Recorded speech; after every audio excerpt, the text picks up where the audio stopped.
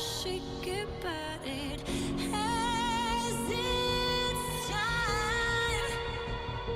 'Cause I know where I am. Can't keep holding to what isn't there. And my words not enough. Can't keep holding to what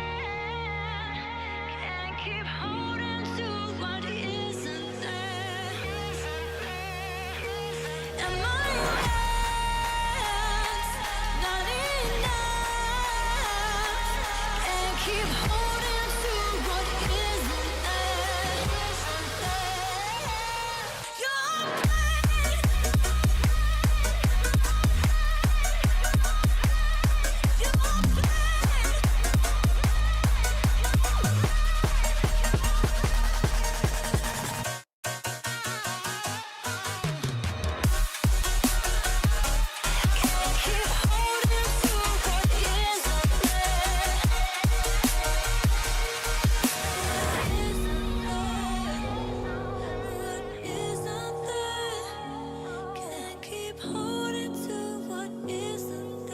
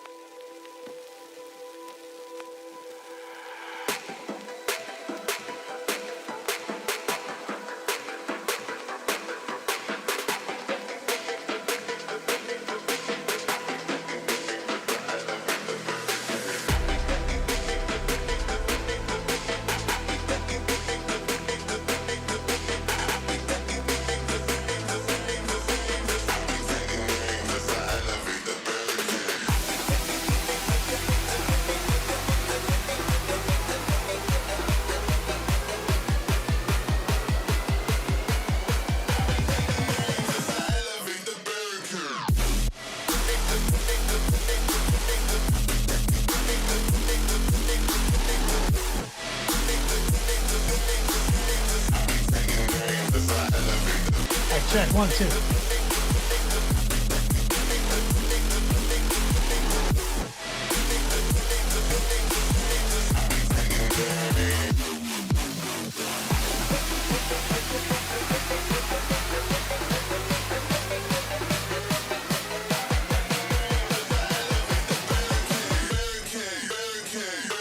All day, every day.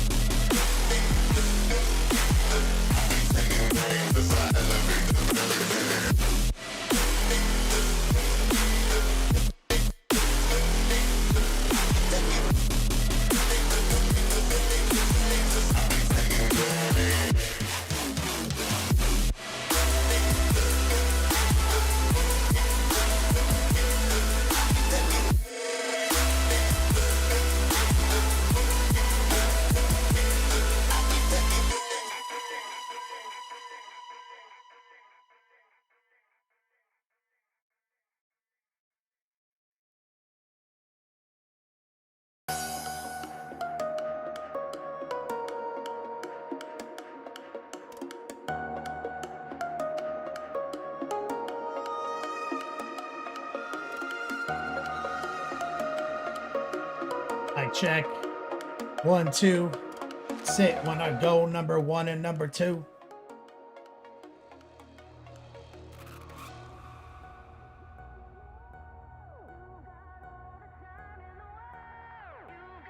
People in chat.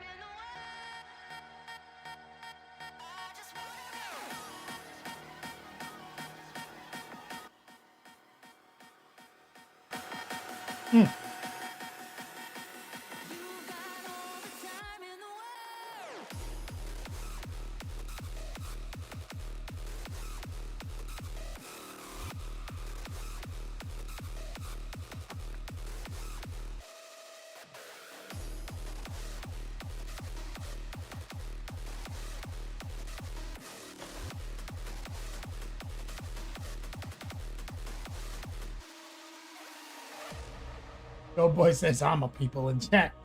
Hey man. Go boy thinks he's people. The very first time I saw your face, a part of me, yeah, forever changed. Well, I was one, now many more. Buddy Funster, man Stephen Musket. Mateo. You offer you the world, some promise you, yeah, the eyes will turn. So I am here like the many more. I'm just being myself. I can never make you rush. I'll be here still hanging on. I may never be the one, but I've got all the time in the world. I don't want to make you rush, 'cause I'll be here still hanging on. I just wanna be the one. Go boy. You got all the Eileen has the Goat Simulator. It's like her favorite fucking game on PlayStation. Repray, you got your shirts?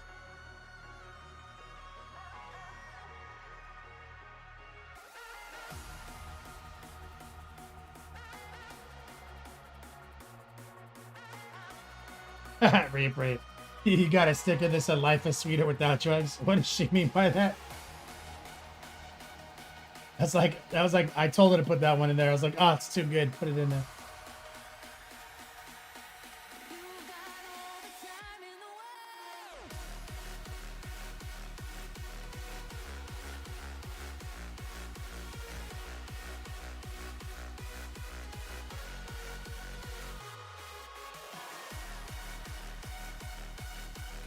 Dark Horse in chat. Well, Daddy, your package showed up, but I wasn't home. I was out running errands, and I missed it. And by the time they said I could pick it up, it was like 5.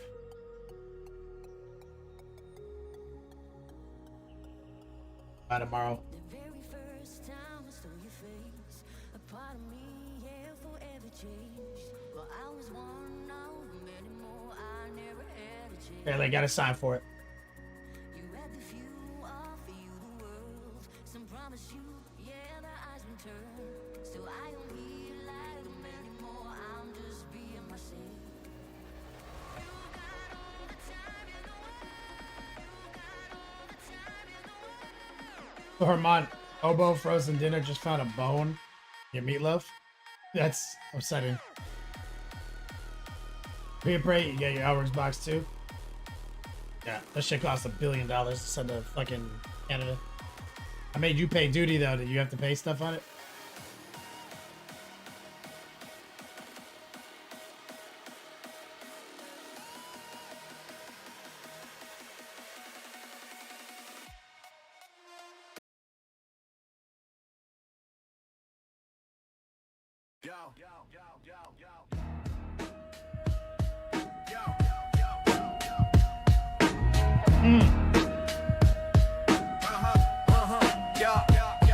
Yo, dog, it's the beat slab, paint on the brain. Florida heat, but my chaos won't wane. Tracing lines, fine air, brushing my hand.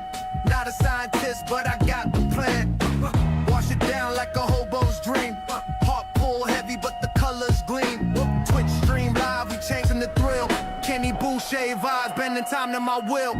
Next level painting, yeah, we breaking the frame. Literal best of all days, no two are the same. Brush spray chaos, we redefine art. Living the beats lab, tearing worlds apart. Mixing pigments like potions, I'm brewing a storm. Art in the chaos, breaking every norm. Hobo life whispers, but I'm tracing gold. Each stroke a story that's waiting to unfold. Airbrush sings like a jet in the sky. Kenny's got the fire, no need to ask why. Florida heat, but we stay ice cold. Next level vibes, watch the magic unfold. Heart pull deep, yeah, the rhythm don't lie. Heart pull deep, yeah, the rhythm don't lie. Heart pull deep, yeah, the rhythm don't lie. Wash away down, let the sparks fly. Tracer chasing dreams in the neon glow. Chaos in control, it's the only way to go.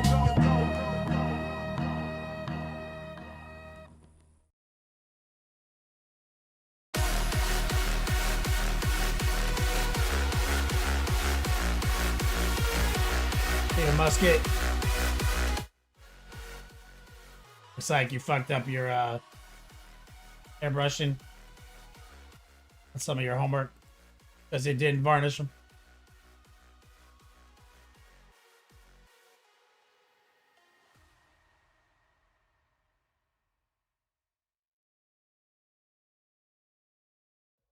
Let's do it!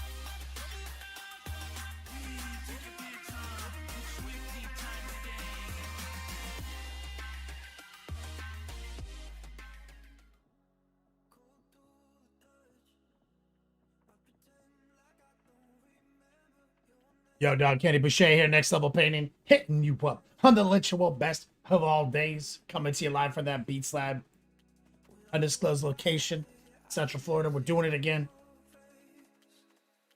Yeah, Recoil, the new rap song, slap. Love it. Shout out to Recoil. Perfect for October. Wate and Clay in action. Musket, yeah, so the active washing that I taught you, he just went through the active washing lesson. So it's like that's, you remember I was talking about oil? You could you can speed up and make the entire process easier in a lot of situations with like multi-black oil wash with solvent, because one of the advantages is that you don't need to varnish it. You can do the airbrush and immediately hit the oil. Oil won't reactivate, and neither will the solvent. And the same fundamentals, it's even faster, and the subtraction process here, because spirits actually dissolves oil. It's a different look, but for a lot of projects, difference in the look, not that much. So now that you know how to active wash, you also know how to oil wash. But the reason we train on acrylics so that we understand moisture behavior and how it corresponds with paint. Because oil doesn't teach you nothing about that. Oil just does what you want it to do. It reactivates, you dissolve it. It's not necessarily a subtraction based on opacity manipulation. It's more of an erasing tool. You can get some really solid blends and everything. Subtraction. I've done it many times. But I would say if I was going to sit down and do like, a ultramarine army. Maybe not ultramarines. Maybe like space ones. I was going to sit down and do a shitload of space ones. I'd probably use multi-black oil instead of acrylic wash. I was going to do like a whole project. Because they're a little desaturated anyway, so that would be fine. But with the ultramarines, I definitely want more saturation, so like I would definitely use what we used in our lesson.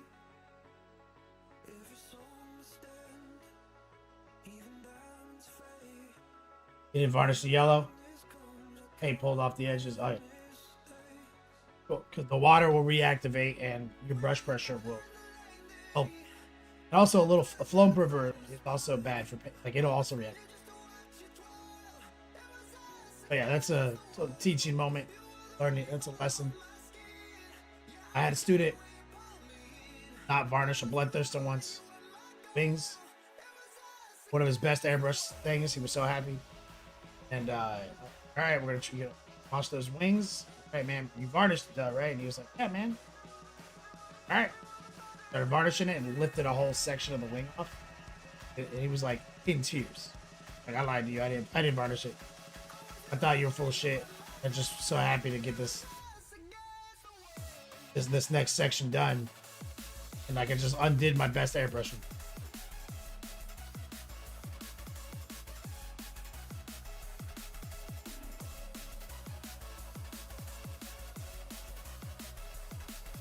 Which is also, that's old. So like that's where the curriculum got, I told you I empirically refined the course. So I used to let people bring whatever they wanted to the course. And now we don't. Because if I let people bring what they want to the course, they bring their project. We have to be totally authorized to make mistakes and fuck shit. So that's why we start with the Primarch.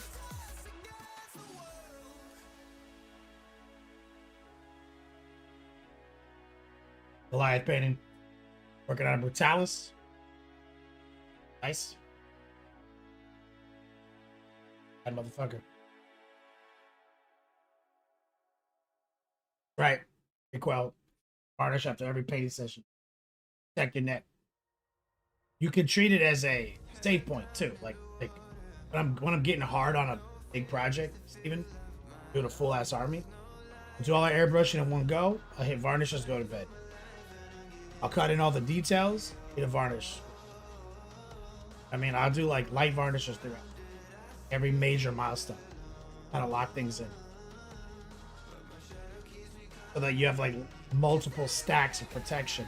Because there's two reasons to varnish a model. One is to protect it, and the other one is to alter the finish. So if you kind of do all the protecting throughout the project, then your final varnish is just finish altering. That's where I vastly prefer a satin over a matte. My current favorite satin is just straight up army paint or airbrush ready satin varnish. Perfect.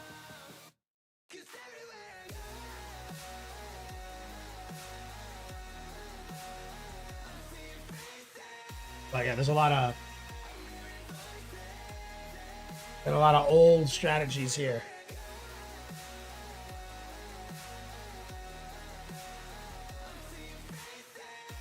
A lot of games, he said it's not very good, but it's fun. Posted up some, posted up a story with my old dreadnoughts today, man. I love those things. Jack Garrison, what's up, brother? 95 months.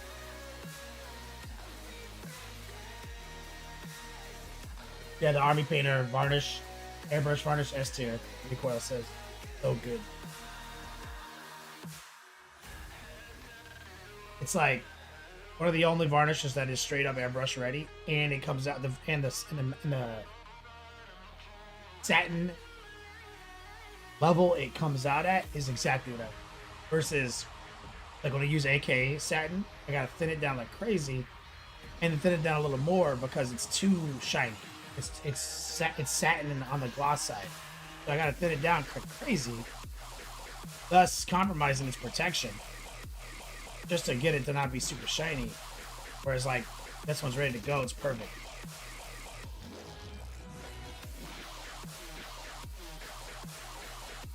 Same time Toy says, what's next in the paint disc? We're working on Lionel Johnson.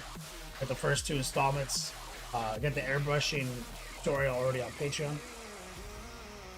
So far, it's been just like airbrush cheating to get to this step. Are we not saying phrasing anymore? I'm coming! Phrasing boom! Come on, make a hole. Phrasing boom. Tell Archer I'm coming for him. Phrasing boom and both berries out. For the teaching moment, sign up for the class, people. Get better with a pro. Thank you, Stephen Musket. I appreciate the endorsement. Testimonial.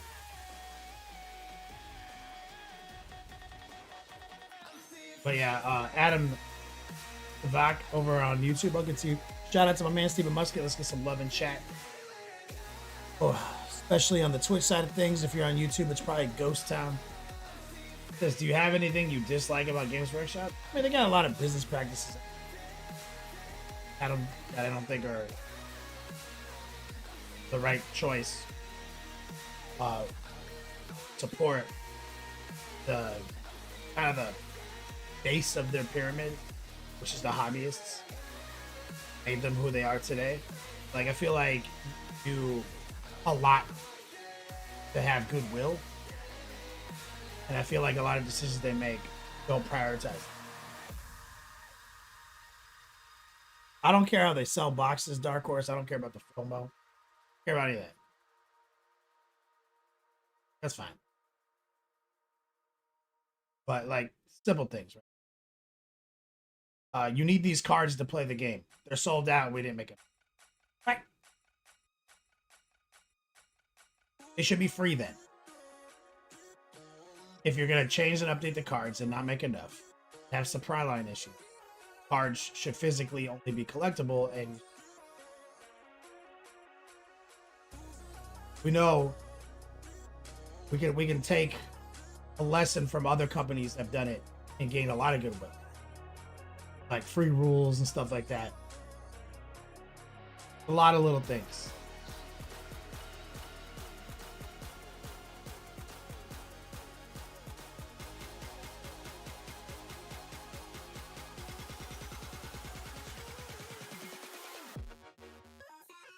Adam says you can't play less spending $100 for a combat patrol price hikes. Even the price hikes, I'm not even that mad about. Like, as long as you make me buy it. I don't like their allocation strategy, which we've been dealing with since they dropped 8th, 9th.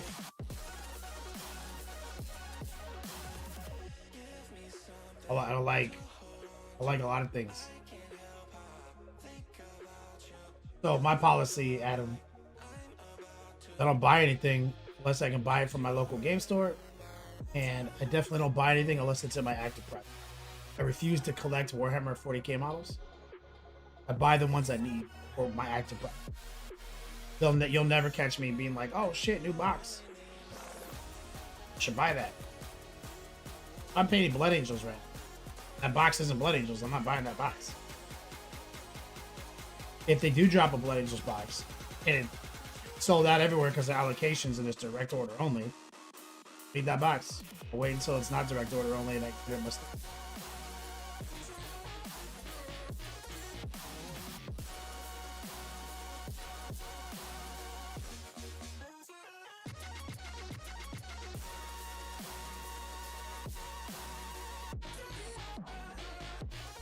Same time, Toy says for a company that's always said they're a miniature company, they price you out. That's what I'm saying. They're not prioritizing us now. Now that their licensing department is off the hook, making almost all their money, we're getting left behind. They have other ways to keep people in the ecosystem without miniatures.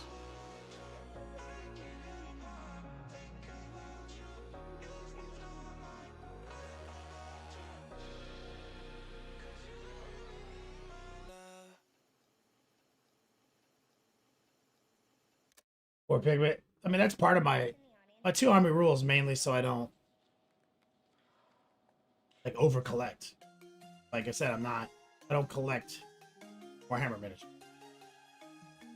So my 2 army rule is part of that.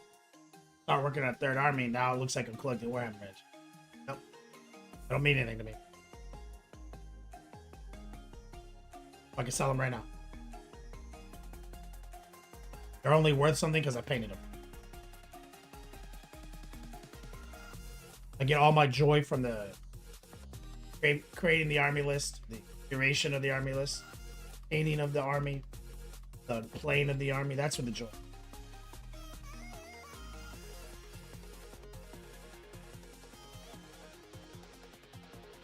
Disco, exactly. It's a little corporate-y now. Their objective is to make money, not necessarily make people happy or please them people. But a lot of times that intersects. They intersected for a long time. Now,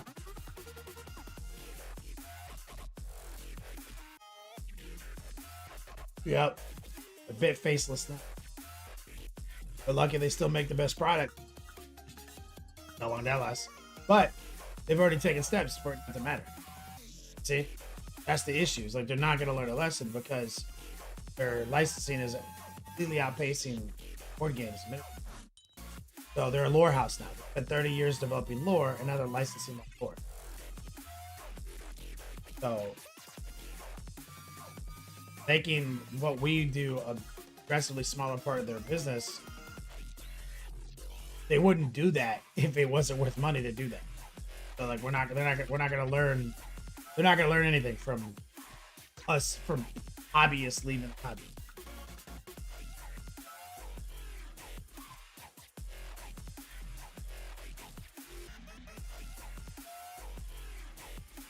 Two-Face? No, or Old World Love? Yeah, I never liked fantasy. Does nothing for me. Does nothing for me. Especially, like, I don't even understand why people do like it. Like, I've been playing Warhammer 40k since 3rd. Right? And, like, launch 3rd. And you would go 4th through 5th through 6th, right? We'd go play 40k. And at every event you go to, there'd also be like a fantasy tournament. There'd be like 13 people. You know what I'm saying? I'd go to the local game store every Saturday and we'd have a 1,500 point tournament. There'd be like 2 guys playing. That trend has stuck with the game the whole fucking time I've been playing. That Blood, what's up, brother? I don't understand why you would invest in a fucking game that has one other guy at the game store playing it versus the game system that has 30 other guys. Never understood the allure of it. Like, I'm playing the game system that I always get a game in. So, throughout 5th, 6th, all those editions of 40k, watching fantasy just sort of get more popular. It's like, nah, man. So there's no nostalgia for Old World for me. Like, never played it.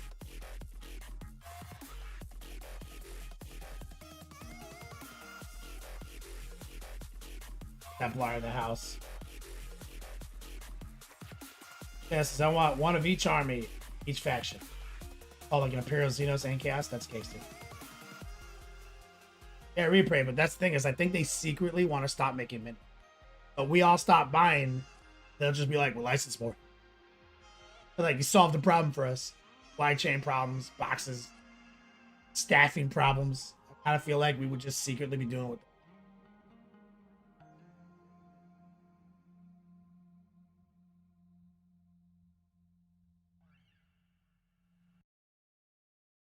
Foremost, as I got into fantasy battles back in '86, and it led me to 40K when it released 7.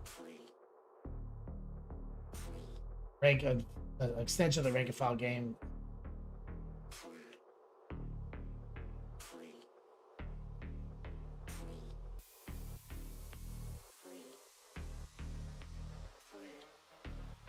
Tormont, it's still a vlog game system. Yeah, where one side does everything and the other one just watches in disbelief.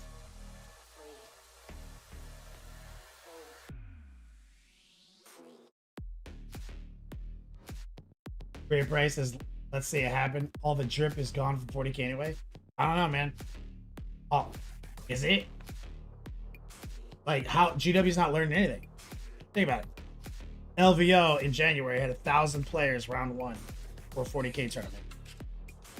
The London Open had 1,000 players round 1 for a 40K tournament. Same year. LVO 2 still had over 500. Kind of seems like we're at an all-time popularity level for playing Warhammer 40K. You know what I'm saying?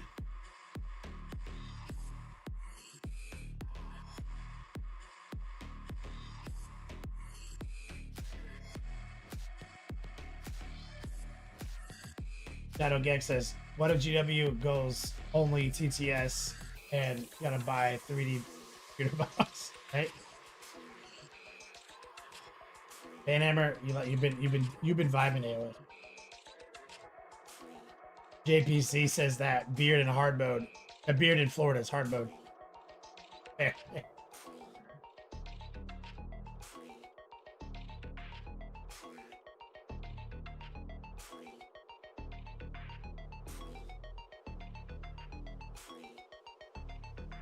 Of course. 6th and 7th numbers were bad. Were they? I mean, we all said we hated it, but I'm pretty sure LVO got bigger every year. Decepticon got bigger every year. 6th, 7th, 8th. Like, you know what I mean? It's been a continuous growth year. There was this like exodus apparently where people left 6th edition to go play War Machine. I heard of that. I didn't see that reflected on the convention side of things.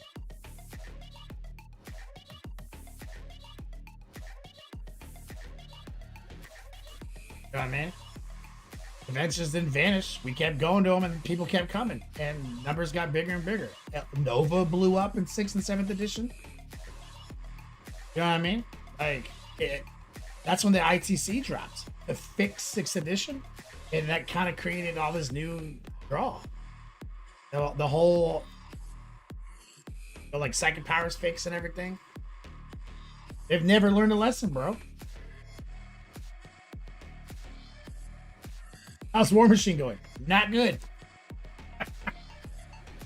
Recoil.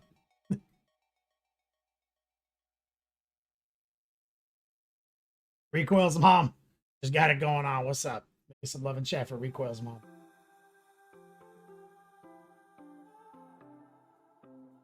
And like, I would say the main difference between how we play the game now and how we used to play the game, though, Dark Horse, is that when GW was the only people running tournaments, like GTs. You only had a few, right? But there was a lot more organized play that you could rely on locally. But that's way back in 3rd. As 4th creeped up and terrain changed and they made it very easy and stylized where you could just help, that all went out the window. That's also when GW left and pulled out of grand tournaments. So Kirby hated that shit, right? Like, we got like one round of 4th edition GT. And then that was it. Kirby pulled out. But the damage was done. We all got hooked on running our own shit because you could just do it with felt. Felt cut out shapes with numbers on it. Level 1, 2, 3, 4. Now that we knew we could do it ourselves, fuck 'em. Just exploded from there. Then they tried fucking us. Fifth drop by like creating cinematic terrain, which is the first time we had cinematic terrain. We're like, these little hobos have to buy all our shitty terrain from fucking our website that costs way too much money. We're like, nah, we'll just play on Planet Bowling Ball for about a year and make our own shit. That's exactly what we did. Recoil's mom's got it going on. 31 months in the chat. Let me get some love in there. The Huff says, keep forgetting having to relearn their lesson. Not been expensive enough to put into GW corporate bylaws. Exactly. Hasn't been an expensive lesson. And they actually had a pretty hard stance on licensing for fucking 2 decades. Pretty hard stance. We're not about licensing our shit. We're a miniature company. Now they've licensed a few things. Look at their fucking numbers. Look at their quarter, their profits and losses and everything. Bro, it's all fucking licensing. Which is kind of the dream, right? I mean, I can't fault them for that. He built this insane lore for 30 years. And now you're so big of an entity that you can license it out and control that license. Right? And we get like Space Marine 2, New Dawn of Wars, fucking Joy Toys. We get like really hella sick shit, dude. Not like fucking garbage.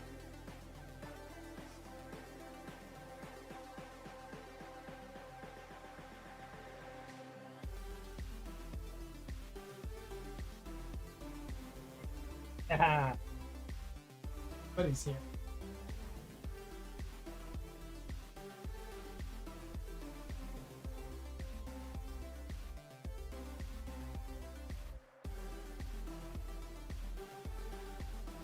Going down memory lane.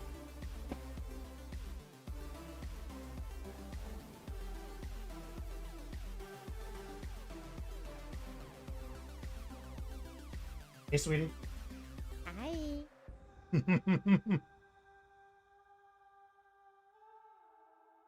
On Tuesdays, we hang out a little bit before I start the show. Unless she tutors. Start time.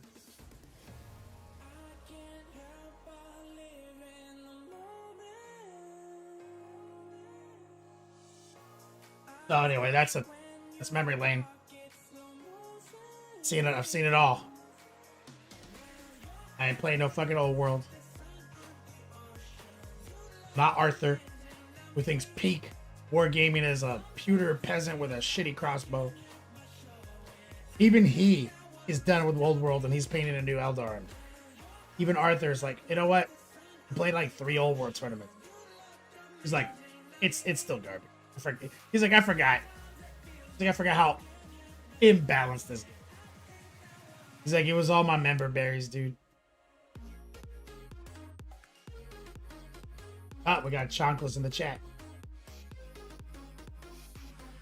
Shadow Geek says, still wild that you're finally getting married. Right? 42 years. Talking to my buddy about it the other day. It's just that I got such high standards, guys. Like, I've got this huge list of requirements for potential wife. Like, it's almost too long a list to even name. Like, let me see if I can name the stuff on the list. Is nice. Respects me. Cute. And works hard. It has an exhausting list to go over. Mouth is dry. It's from talking about it so long.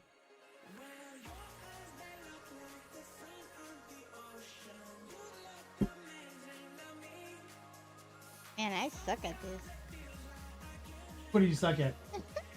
Doing the at people. The ad symbol. We got our little tablet.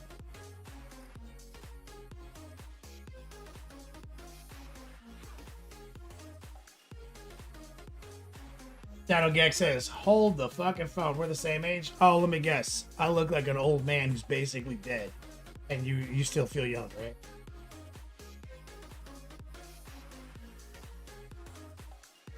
Disco says, married people live longer. I believe it. You know how many times I've seen the doctor since I've been with my lady?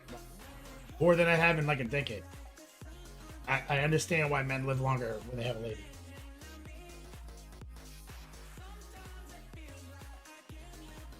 Recoil says, all it took was coming home, getting back to basics.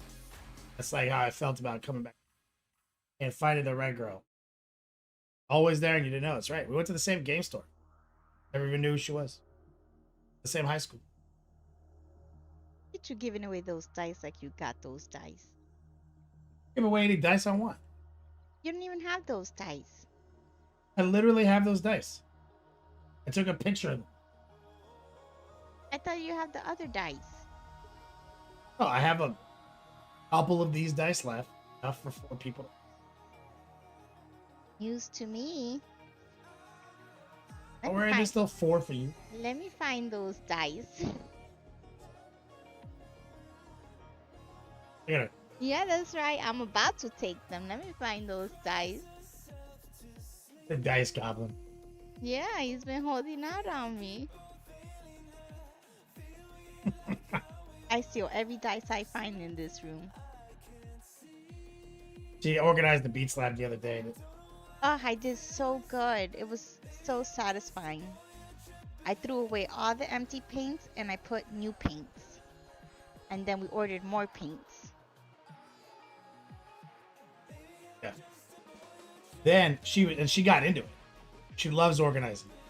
I was like, did you organize the paints by color? And she was like, no, but I can. And I was like, no, I'm just teasing, bro. She was about to go full into it.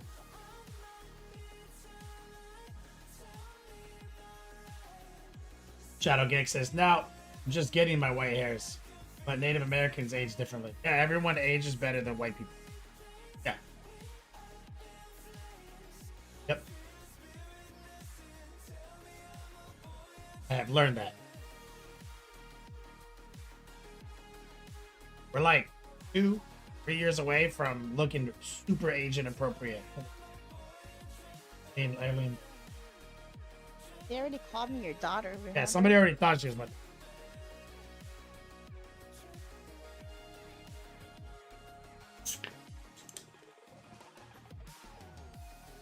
Preposterous.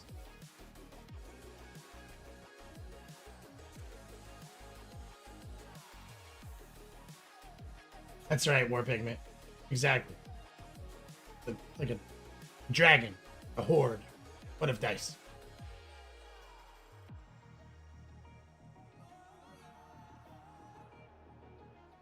The Huff, I love that video. The magic basket and coffee table. Yep.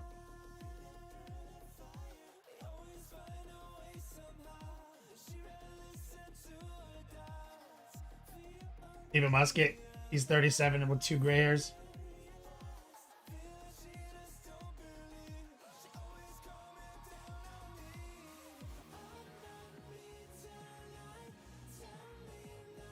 Yeah, maybe it's just me.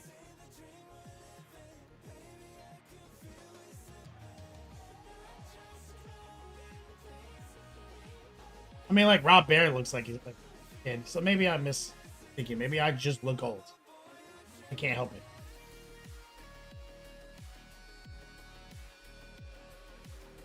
Me and Go Boy, we both look old. So Eileen already pointed it out. Exclamation point bonus dice. I'm trying to do some giveaways every week for October as we lead up to the October giveaway. I've got enough of these dice left that the top 4 shall win them. As you see them in this picture, you'll get 6 dice, 3 and 3. Every $100 donated will drop a new wild card raffle ticket, and the final 4 are automatically entered. Well, for the big October giveaway. And that October giveaway is, of course, our battle ready boxes, our Watane clan dice boxes. Shout out to about boxes.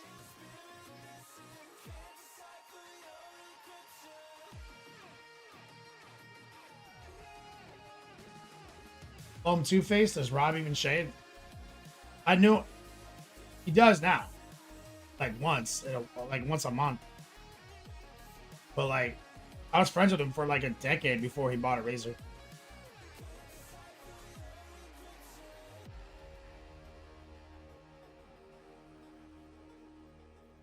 Steven Muskie says Alabama jeans are stronger than Florida jeans. That's fair.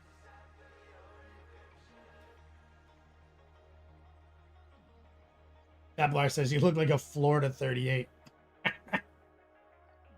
Rob wears a skin suit. He just keeps it moisturized. Attic Painting in chat. What's up, man? So that's the big giveaways. Those are the promos. Shout out to my man Steven throwing down. Get into it. So I'm excited about this Lion project because it's been all airbrush cheating and trickery up to now. We get to pull the paintbrushes out and start messing with it. Panhammer in chat.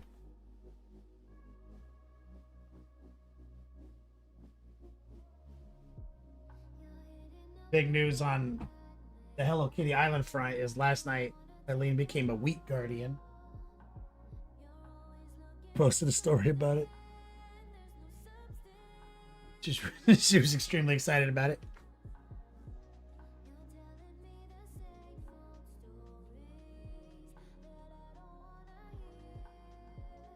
Walk into the obesity cradle.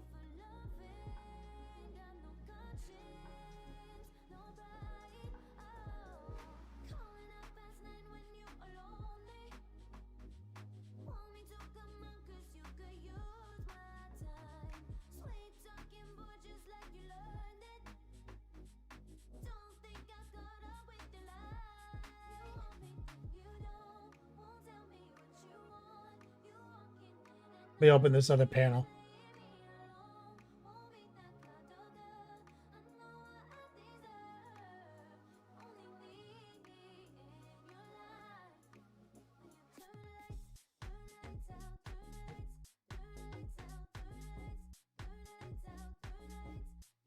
All right, here we go.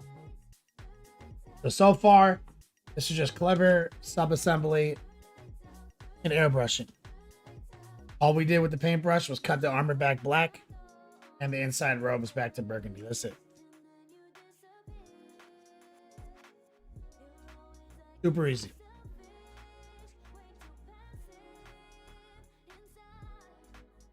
Mr. Trubao on YouTube says, any advice for someone who's never knows when they're finished?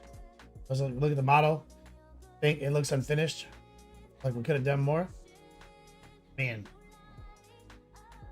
No. I'm not gonna tell you how to hustle your models.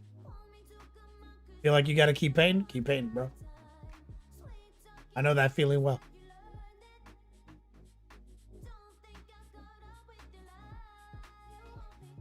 Bradley says choosing not to paint the Cape green. Yeah, because I wasn't gonna go with like the black armor.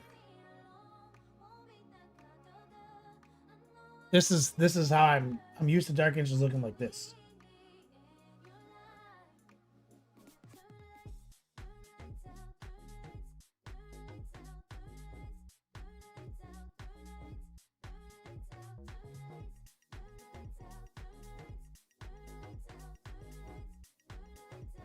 So what I want to do is I want to take a minute to do some dry fitting.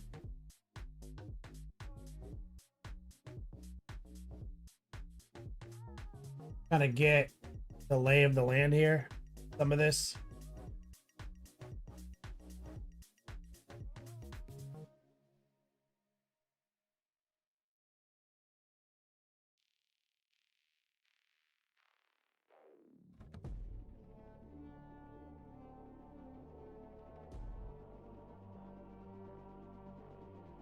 Pull out the shoulder pads.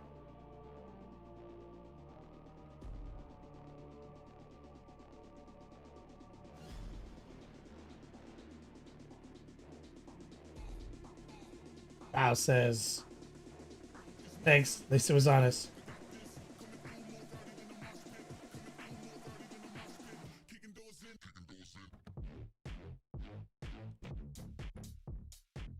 Okay, actually gonna paint the face, paint the old man lion. I'm gonna use the helmet. Like, I asked the client what he wanted, and I gave him some of my thoughts on it.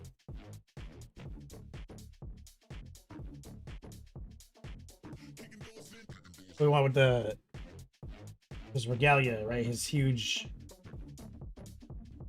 knight helmet with the wings. I would have done the hood, I think. Maybe. Bro, this blue tack is stuck in there.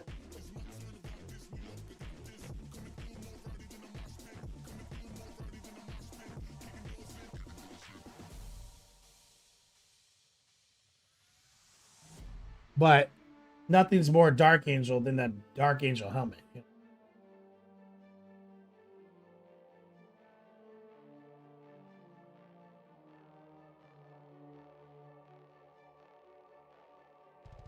What is going on? Never dealt with blue tack this tacky.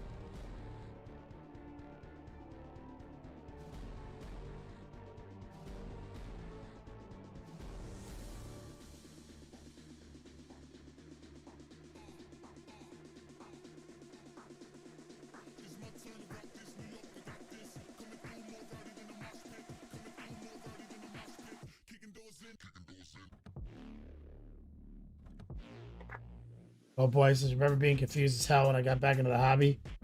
All green Dark Angels. Original Space Marine paint guide featured Ultramarines, Blood Angels, Salamanders, Dark Angels. They were black. Yeah.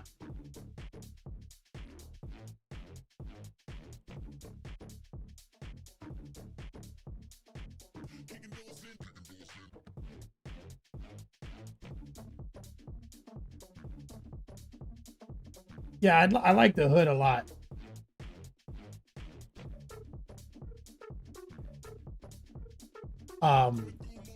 Bradley.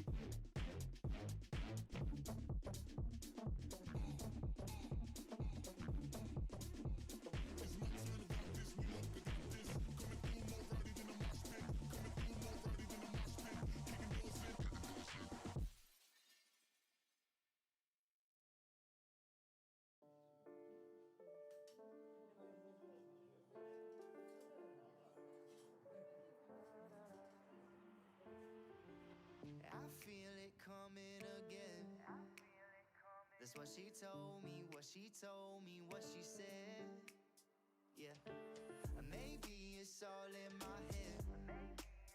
Cause I've been holding every breath. A rush of blood, it hits me like a flood. That touch so bad, the kind you wish you had. But this helmet is like so Dark Angel.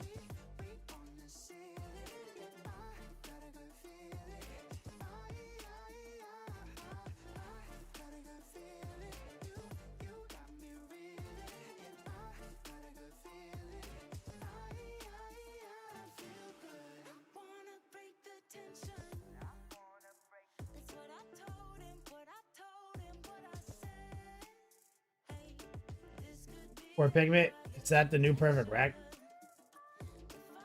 Right. Where?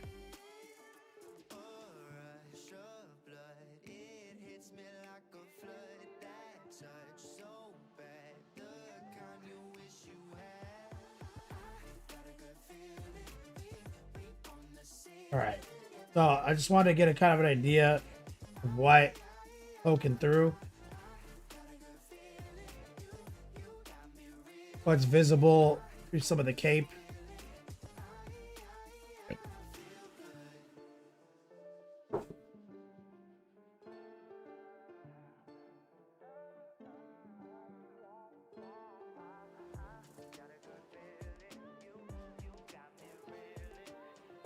And all I did was glue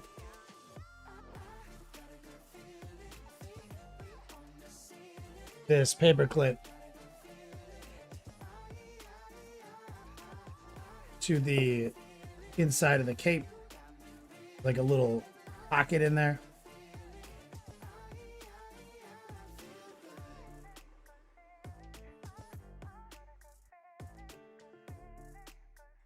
So we're gonna work on his torso today.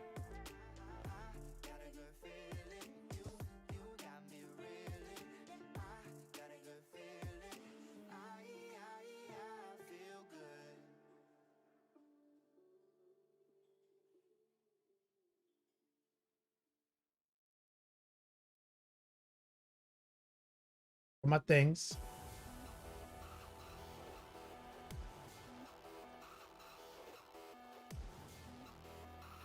Accelerator right there.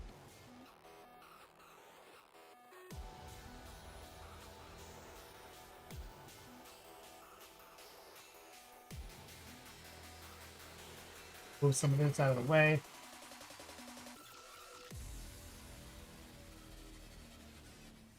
Okay.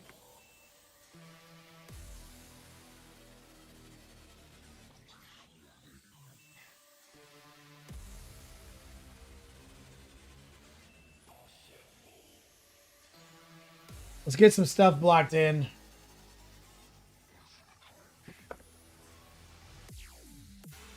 I might do a 2-piece block in here.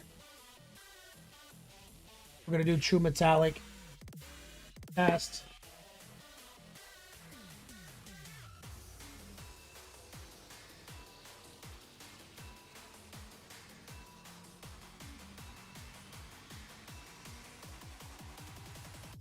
I'm gonna go with a classic workup.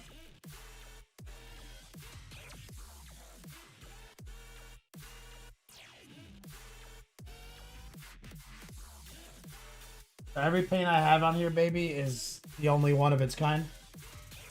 Yep.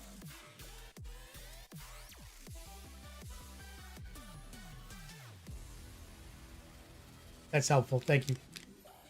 You're welcome.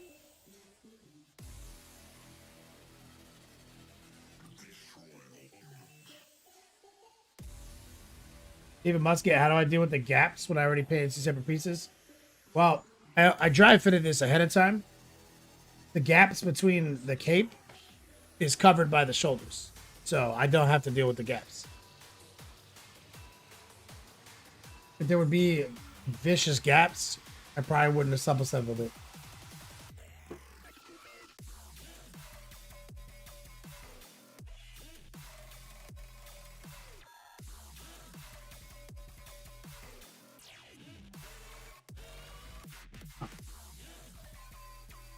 Where did I put a new set of brushes, babe? I put them away When you say you put them away, what do you mean? in the bottom drawer.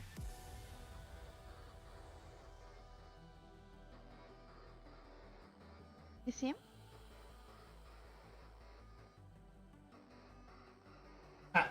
Because I don't know where putting things away is. Where they go? I'll pull out a brand new brush for this.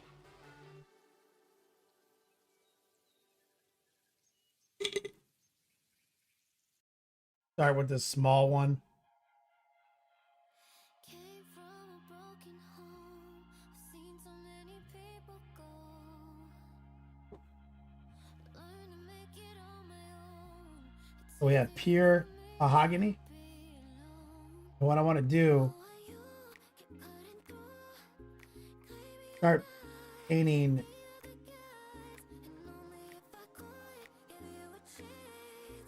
some stuff with this. For example, his belt.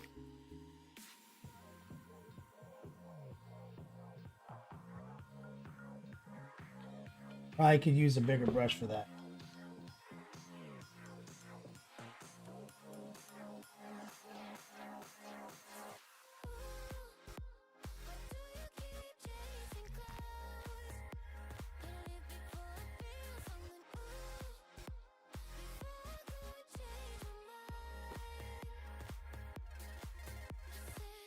Got these latches. I paint these gold.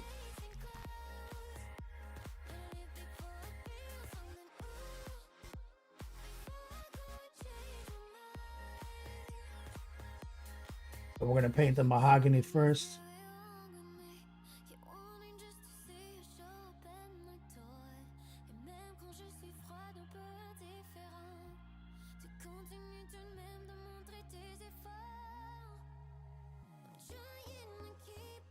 This little guy right here, I'm using pure raw dog paint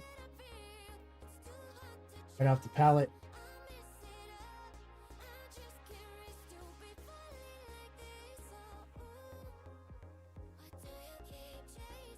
Got a little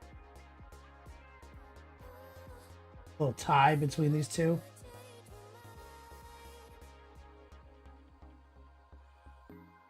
Right there. A little bit of trim right here.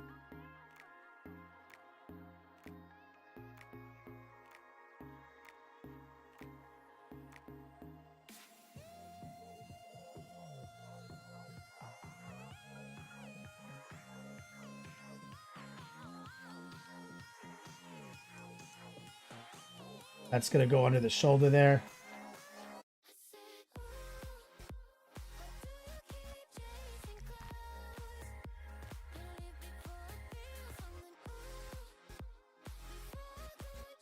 Let me switch to the Chris number 4. I feel like a brush in between these two sizes would have been optimal, but I don't have one that's fresh.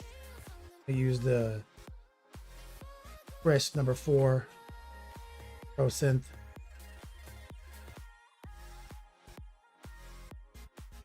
Just rinsing the starch off the tip of the brush right now.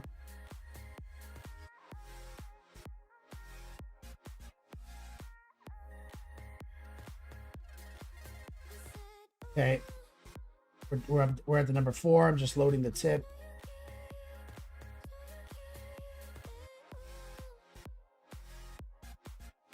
And we're gonna paint this belt.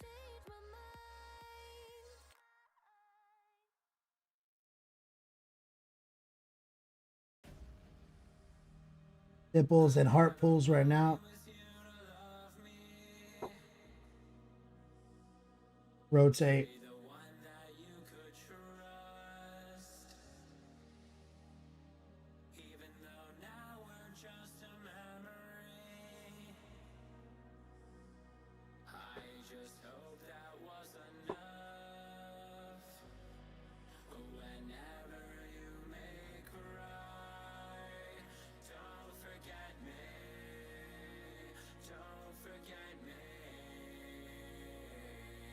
And the brown,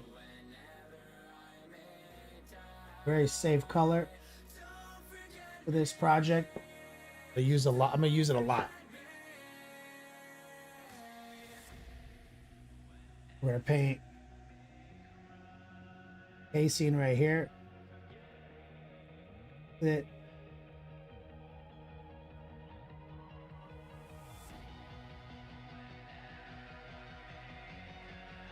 You're gonna see mahogany is gonna react very different being painted over this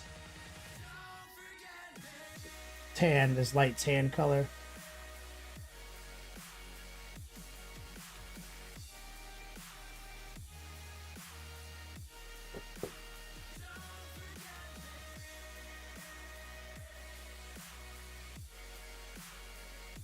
Heart pulls. Gentle with my brush angle.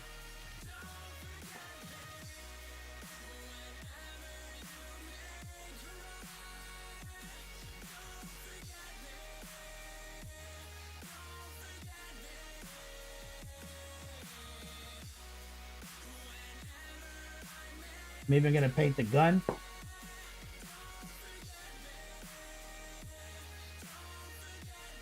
Completely subtract it out from the overspray.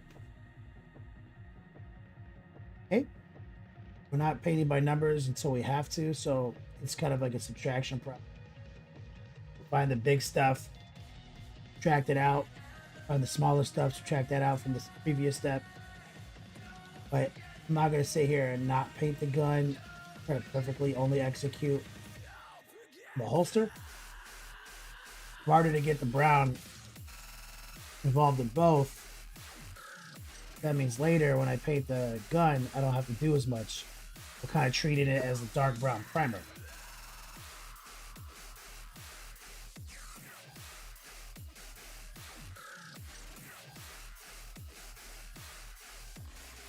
Good thing about the brown is if I get it a little bit on his armor, it's completely fixable. In some cases, fixable with just a little water. You could convert any brown speck on his armor into literally dirt. You can make it a part of the effect. But it's funny because you see how annoying painting the gun is because of this lighter starting position, which kind of showcases why priming bright, like, you know, like I always talk about, don't prime your models white. When you have something light like this, like off-white, you have to paint literally every square inch of it, because you can't have like a little recess be brighter than the top.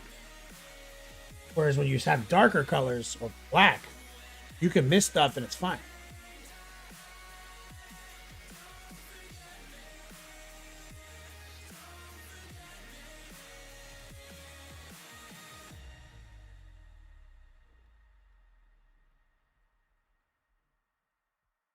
Belt right here.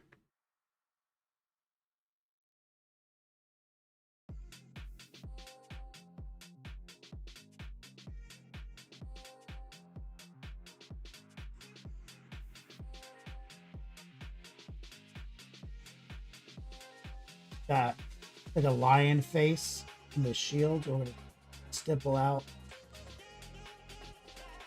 face of the lion.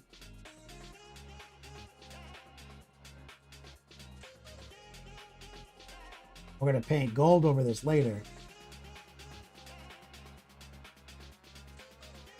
And if you're new to my channel or even this technique, this is a technique I use sometimes. Take all the finicky gold stuff, paint it with mahogany first. Then you just kind of have to highlight it with gold later. You guys having a whole conversation about the new rack?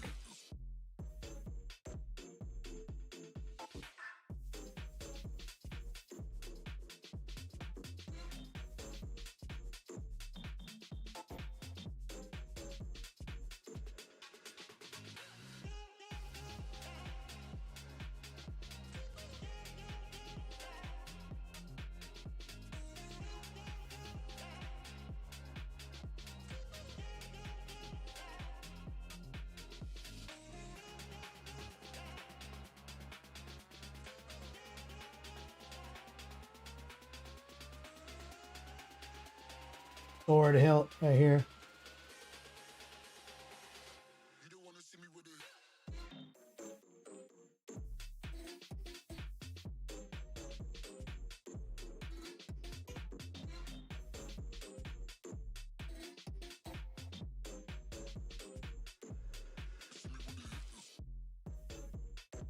Got a little on the tip there. Not too important. Again, you don't have to really paint by numbers.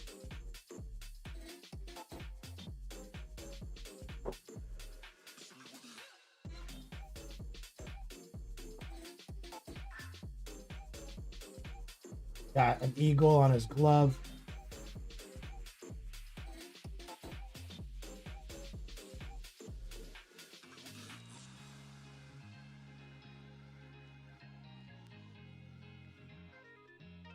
My hands are a little shaky today. Maybe I didn't eat my lunch. I asked you how the rice was. Had it hours ago. Sorry, I phrased that in such a way to make it seem like my lady doesn't take care of me. I could see she took offense with that. She cooked me some amazing food and ate it many hours ago. And I should have had a snack. I didn't. Therefore, my hands are shaking. She took care of me. I know. Yeah.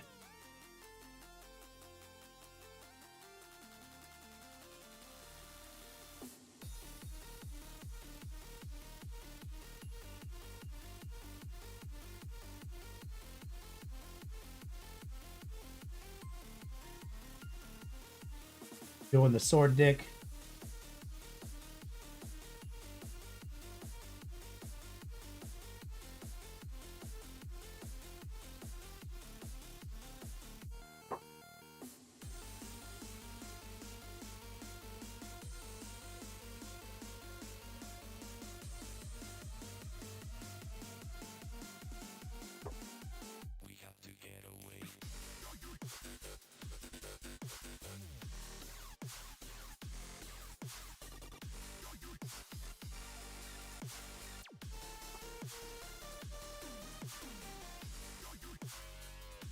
Poor Favorite says, did you have an ADHD hyper focus break?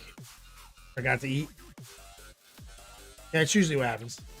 I was doing stuff, but I got into some things, and a bunch of hours passed.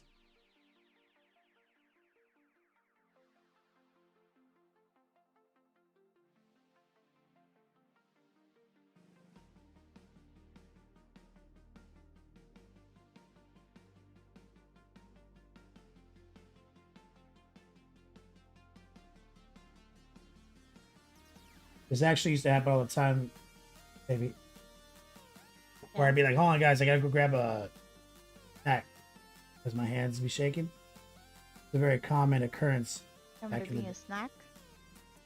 But since I met you, this is the first time I've mentioned it. Well, you did do a lot of things today. I just forgot to eat in the space between lunch and now. For being a snack? When I get to the whip, I may need a cheese or something.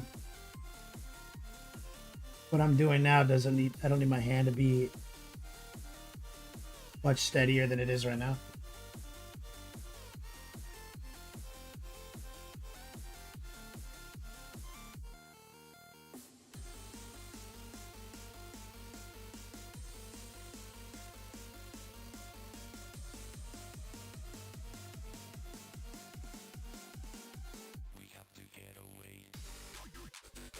I love these new Storm Shield attachments. They do such a better job creating that architecture.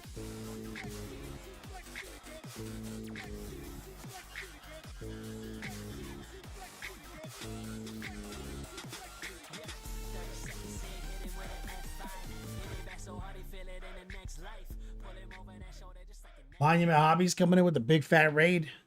To get some love in chat for that. You guys into this evening.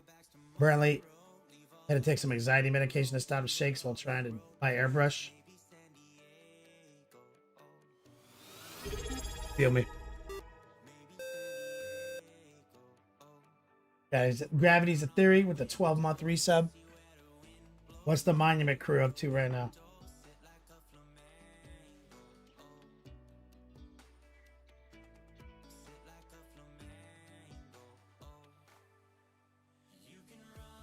Right now, we're just taking some mahogany and we're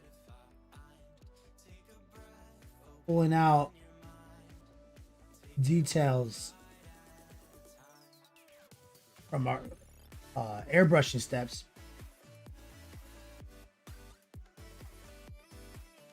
Everything was basically airbrushed up this step.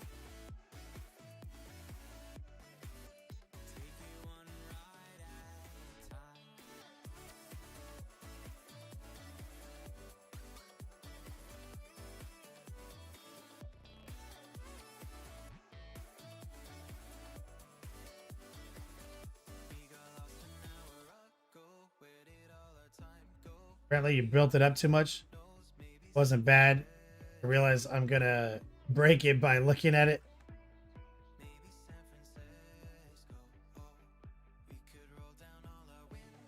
Let's jump on these shoulders real quick. Have them laid out right here. We should be able to just kind of hit these trim lines real quick. Create mahogany. Using high opacity, low moisture, and heart pulls. I'm letting some of the brown actually get on the green on purpose in the riser space. So it's also like a pseudo paint wash of a twofer.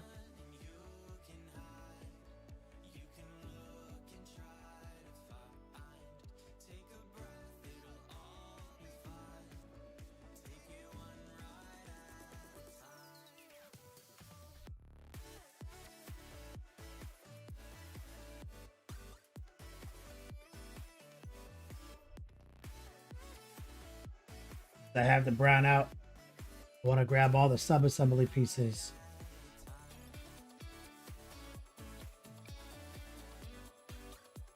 Catch them all in one go. Anything I think I need to paint brown. With this lion, this is going to be gold. Part of that is base coat of mahogany first.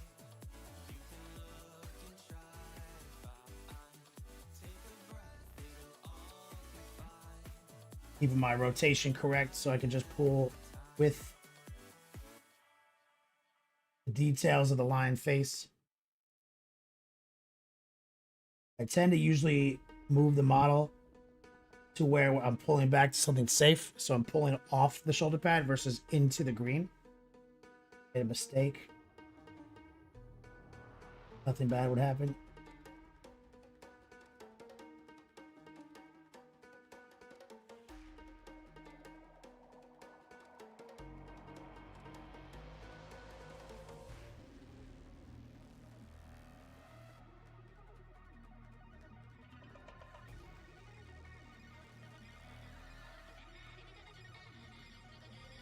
There. Too easy.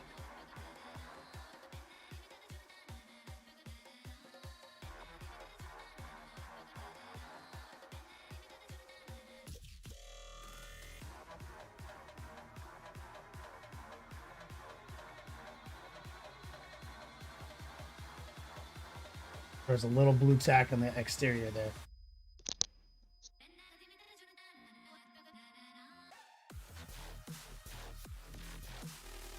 I like it when they have these extremely wide trim lines.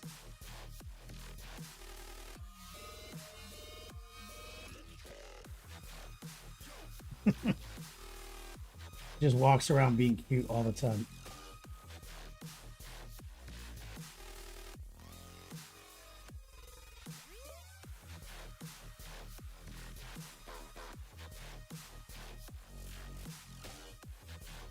Yeah.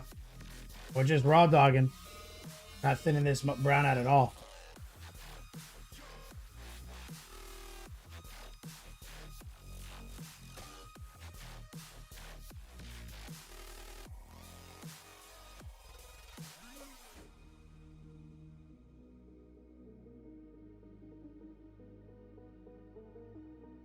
Look at that coverage.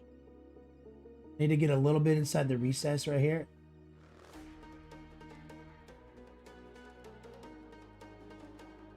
And he's got also like a big Judge Dredd symbol on the side of this one.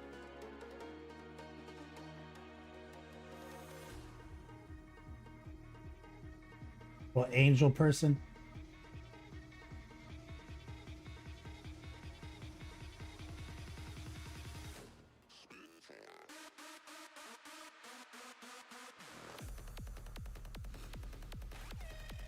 Boom.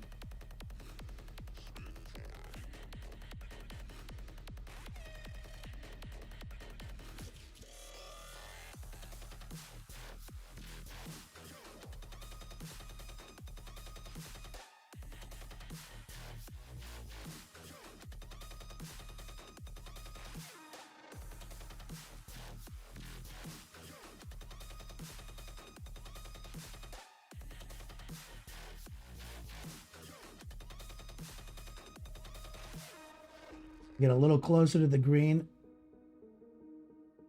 Brown right here. So when I use the gold later, I don't have to get anywhere near the green.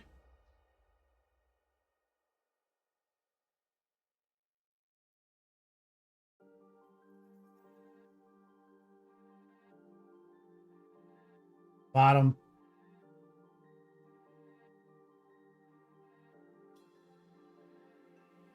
Funny because whether it's true metallic or non-metallic NMM, it's, you know, you can use this step the same.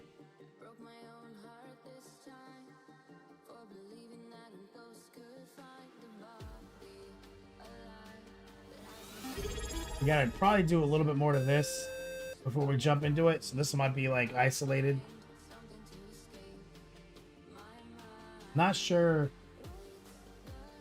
what deal with his backpack is. Pretty wild. Pretty wild piece. Crashing Adam, what's up, man? Big new project time. That's right, man. So these vet covers right here. These are probably gold. Just running out the mahogany.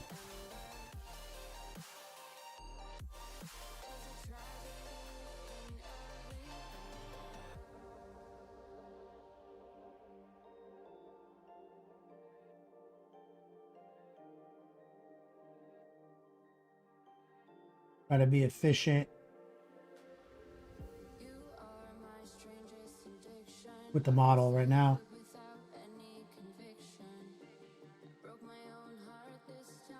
Funny, we painted a Rabute Gilliman a long time ago on the stream.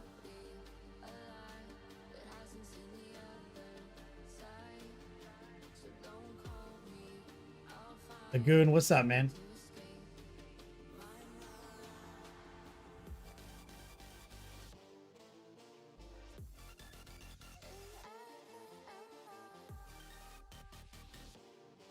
Excuse me.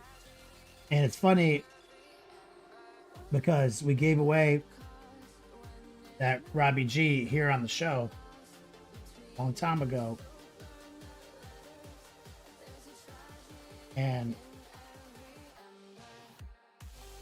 the guy who owns it won it. Same guy who's commissioned this.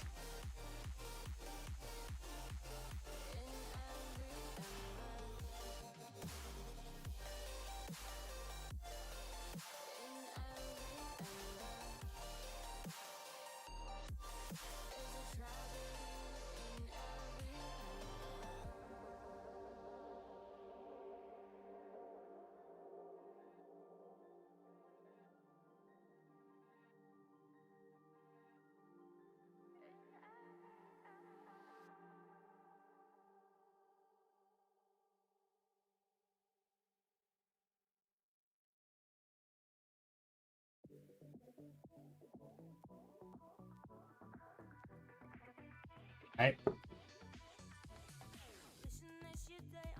That's this brush. Hey, this man, rep number 1 in the WIP plus the fail. Good night, everyone. Shout out to Captain Banhammer and others in the community that have given me pointers and tips. Best community on the internet. Yo, a dude right there, Stephen Musket. Oh, you threw it up and threw up your homework in the whip session. I can't wait to see that, brother.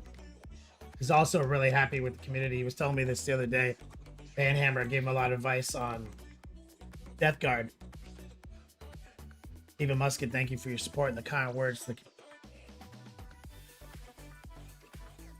Shake this up. I want to do a little cape repair, and then we'll move on to a whip. Greenleaf Terrain Studios. What's up, brother? Now, what did I use? I did something wild, didn't I?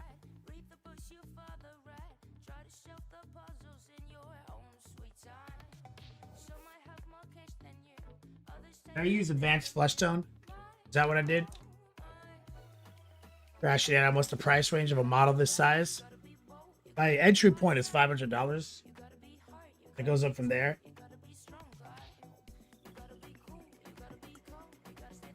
I think this was 500 to 800. I can't remember.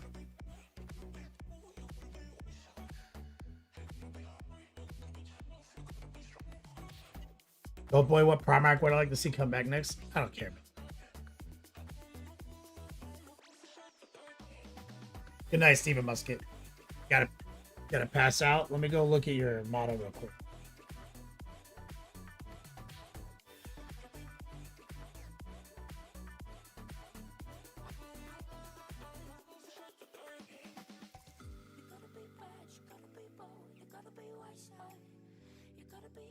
Rip right now.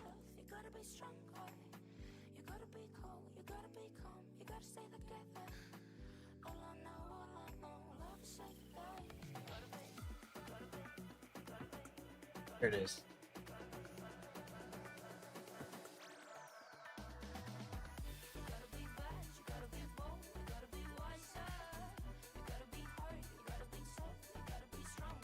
Oh, nice. Good job. What he's learning to do is completely wash a Space Marine, guys, with the active wash. So he can make the dark stuff darker and the recess shades without ruining his airbrush. God. This is the no clear coat one. Yeah, you rip some of it off.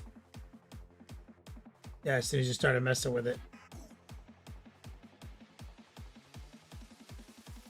But yeah, these look great, man. Now he's just going through playing the active wash on all his Marines he laid out for the course. Good job, man.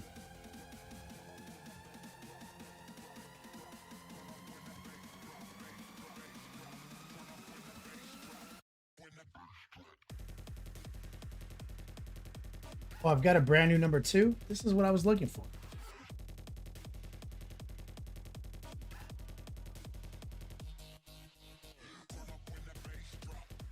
Getting some of the starch off the brush. Brantley says, "How often should we clear coat varnish?" I like to do it after I airbrush. I lay down a bunch of airbrushing. It's usually the next step. Let that seal, right? Lock it in.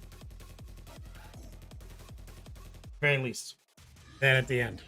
But you can also do it during every milestone.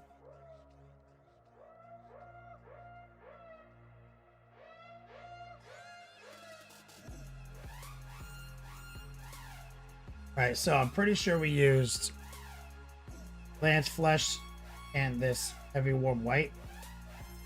The cloak.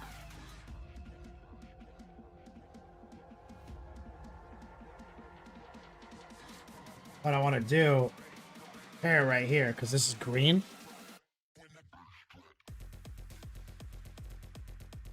This is semi-opaque and a little wet.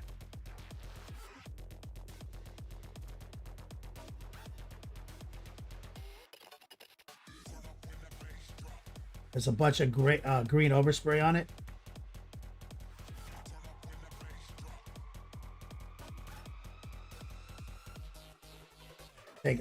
While it's still a little wet, I'm gonna take some of the heavy warm white.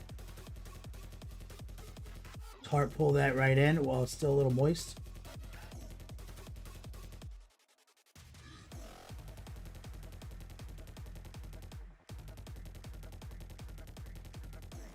Gotta let that dry for a second.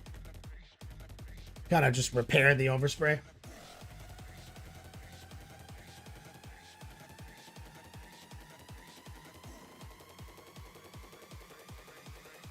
Recoil, you're so ridiculous. I'm about to have a brand new number 2. Crash and M says you were talking to Sam yesterday. His new army painted brush is actually really awesome to hear.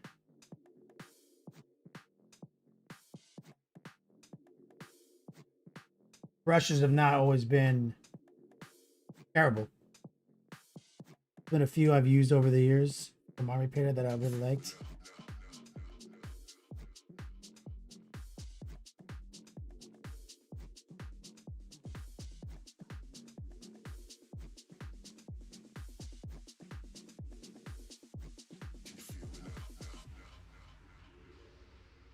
Take my little brush.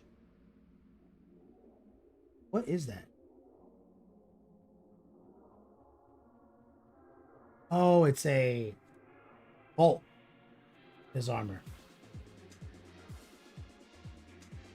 Brush glided over something and highlighted it by accident.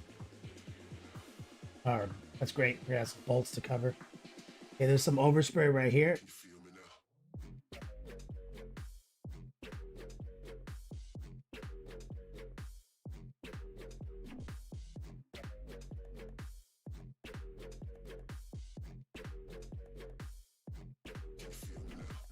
Semi-opaque and a little wet. Grab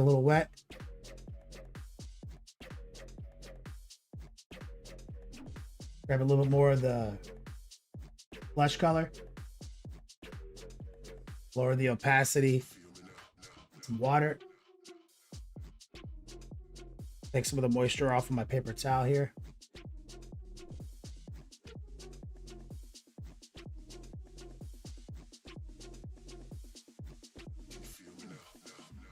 Doing light patchwork.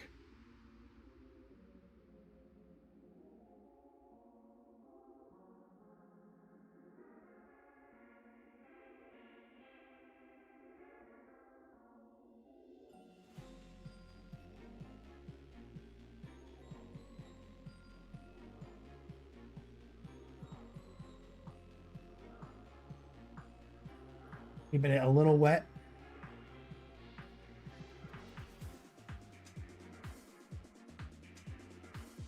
Running little heart pulls.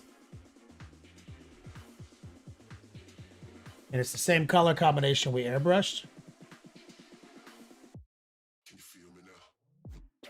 And when I came in with the green filter over the armor, some of this did get on some of the cloakwork. But pretty easy to repair when you know it was just 2 paints that led to the whole effect. I'm running kind of a wet glaze right here. I'm just going between the thing that made it dark and the thing that makes it bright.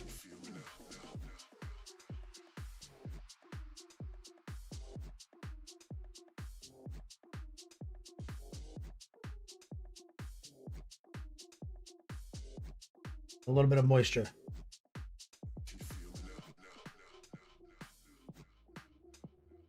And erasing the green overspray.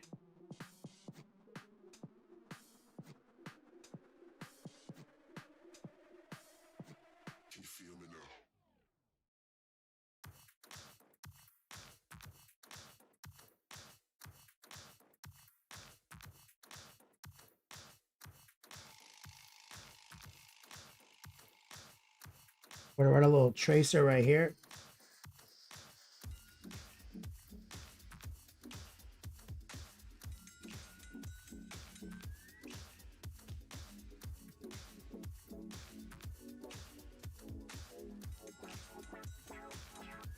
Eridu, what's up, man?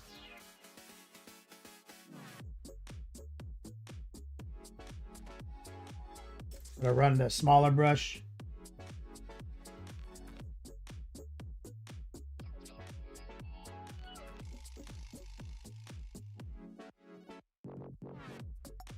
A little heart pull right there.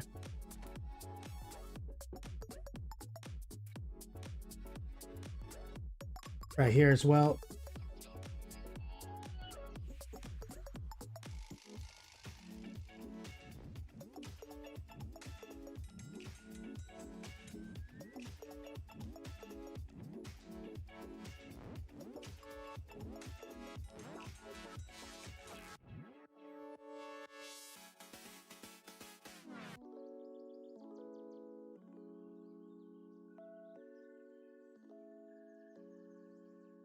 Let me opaque and a little wet.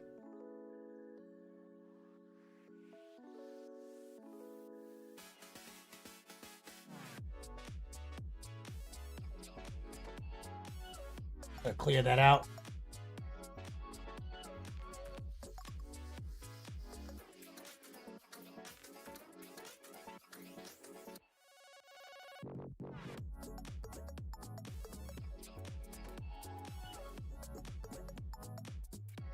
And what we want to do, little spots like this, is we want to see if we can get a little darker right here under the arm, semi-opaque or wet.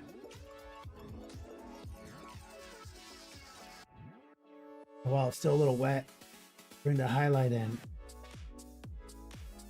Got a little on his armor there.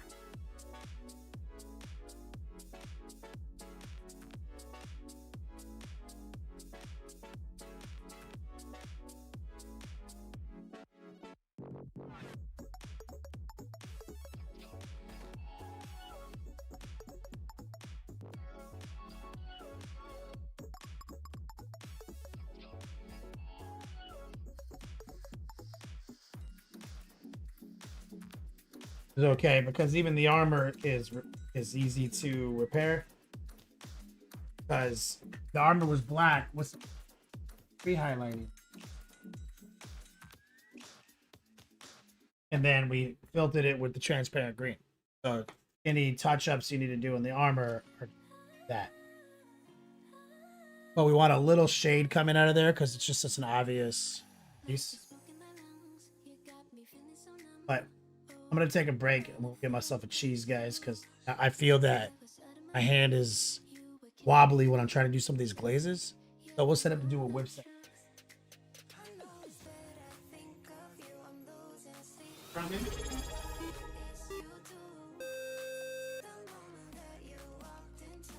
I said I would get my own cheese. Worry about me. They can't hear you, baby. Oh, he's mad because she didn't. Because now I'm gonna go get a cheese. Wow, what's up, brother? 110 months, bro. Legend. Much love, homie. Exclamation point whip, guys. Get into this whip session. Give me a second. I'm gonna go grab a cheese. Ooh, I got a turkey too. I forgot. Give me like 3 minutes. Oh, baby, I'll make my own. Be right back, guys.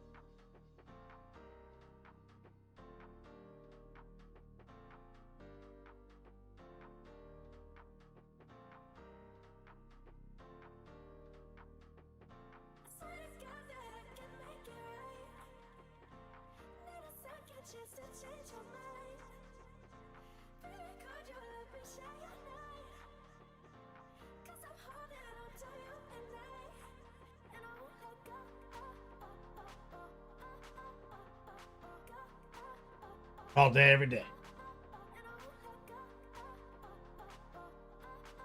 Yeah, I had to get a snack, Eric Quinn. Was getting hands shaky.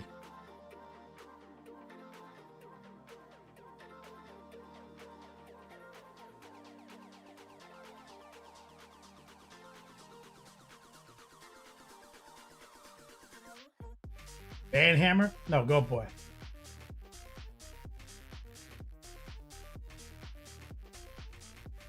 Did you 3D print this yourself?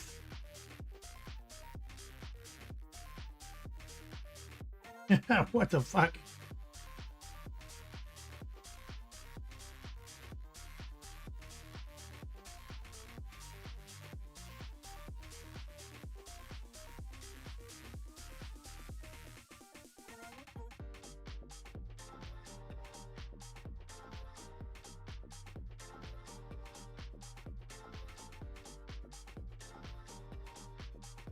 Oh.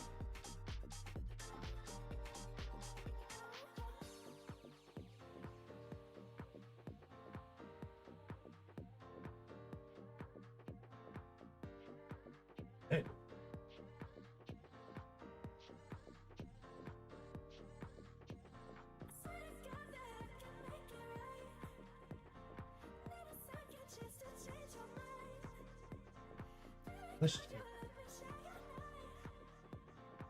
Maybe a Bloody Mary.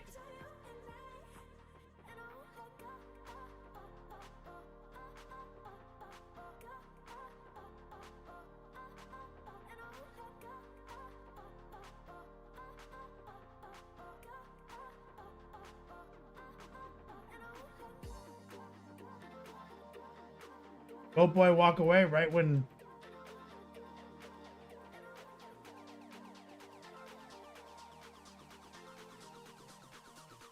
makes sense. I was like, well, I want a break. He probably went to go pee or something.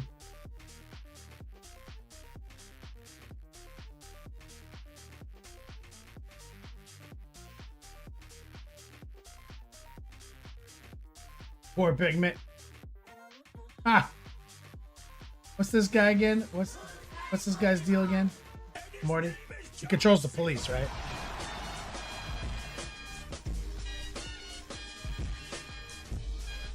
Controls the police. No, the Speed listed. ocean. It Well, is yeah, done. but he lives in the ocean. Nimbus.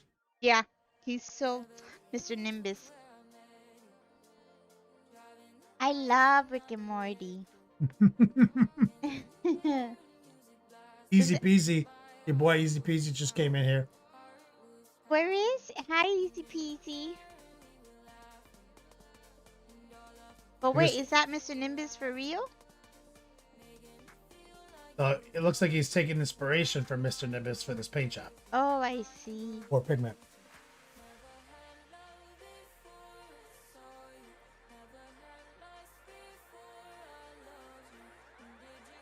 The marriage makes total sense.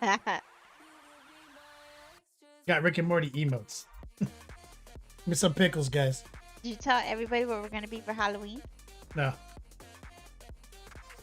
The marriage will make total sense once you tell them. Yeah, I'll show him a picture of it.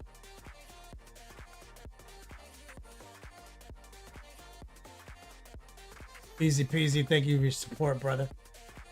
Love and chat. Mr. Nimbus.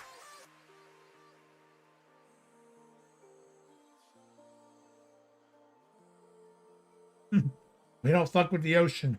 Oh, look, you got Pickle Rick. I didn't know you had a Pickle Rick.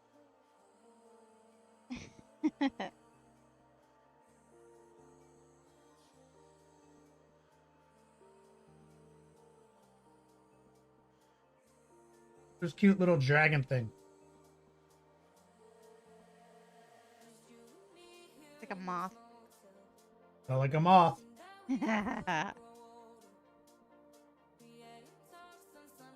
Let's see if I can find that picture you sent me earlier. Oh no, Pickle. Oh, I have to be subscribed to use Pickle Rick.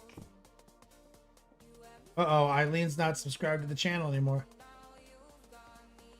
I wonder I've been watching ads. Oh yeah, you've been watching ads like a peasant. Yeah. But it says gift a sub. What that mean? I thought it's alright. At least I got my. Oh, did I lose my chancla? That's gonna be a problem. Lost your little shark. Yeah, I can't use the chancla. Oh, thank you, War Pig. Look, now I got it back. I didn't have the chancla. That's You didn't have her chancla? crazy. How do you buy subscriptions? Click on subscriber. I almost had a heart attack. She was panicking. Shout out to your boy War Pigment for Thank gifting you, a sub War to Pigment. Idlinosaurus. Thank you. Can you just buy like a year subscription so I don't have to worry about this anymore? You can, or yeah, I'll gift you a multi-gifted or multi-month subscription. Yeah. What's up with that? Why people giving me subscriptions? Why don't you give me a subscription? Thank you, Rhea Prey. I mean, you're welcome, Rhea Prey.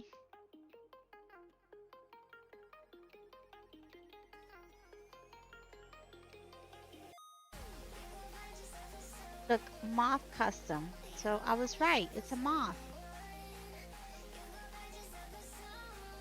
It is the mob. Yeah, Quinn just used some of our oldest emotes. See them?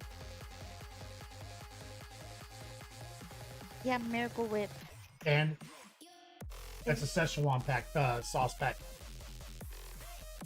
Remember Is that a BBQ sauce? Szechuan sauce. I don't know what that is. That's from Rick and Morty too. Remember that was this whole arc? Oh, yes. The sauce packets. What's that one? Ice what? Straight off ice. Let's run off ice. Here it is, guys. Just bought this costume for. Yeah. I love lamb.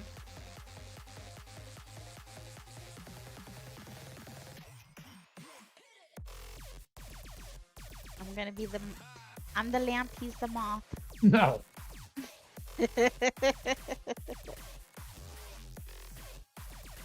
That's our Halloween I costume. think that little baby moth cape is gonna fit me.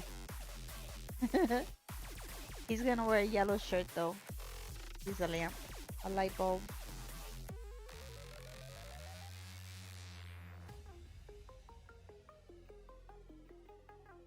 That's nothing but the lamp. Oh, no problem, bro.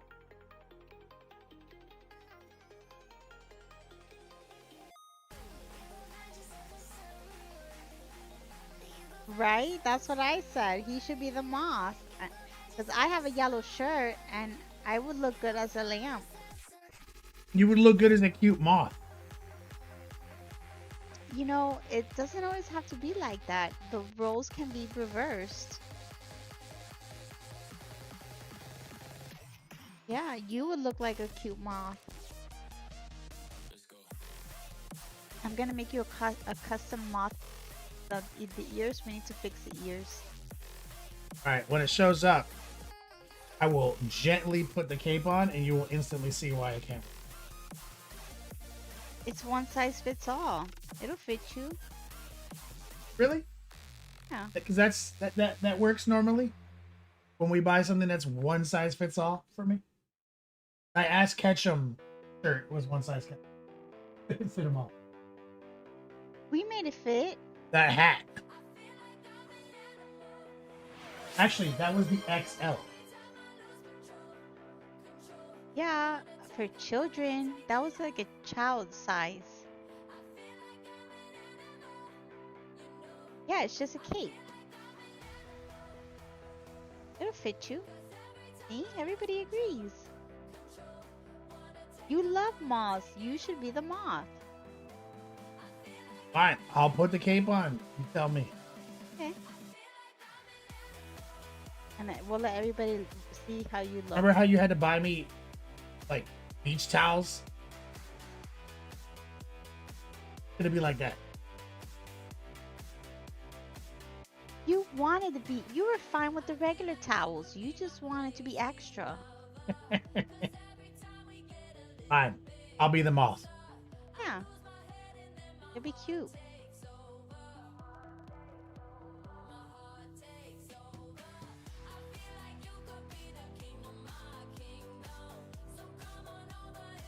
Yeah, it'll look like a little bib on my back.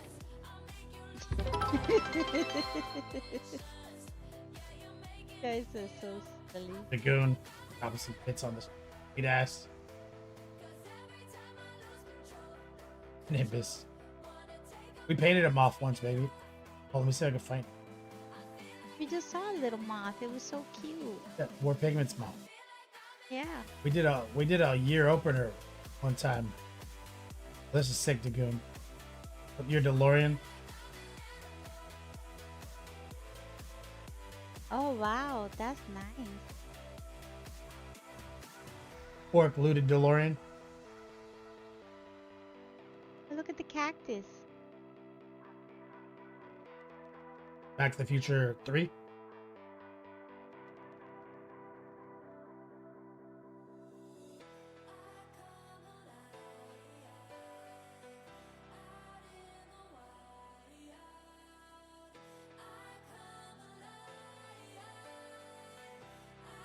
He's a mech or a weird boy.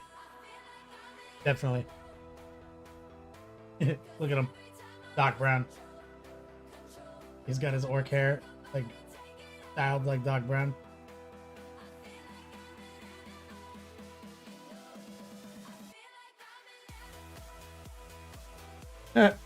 Mech Braun. That's cute. Jump into the old project folder. Mothman.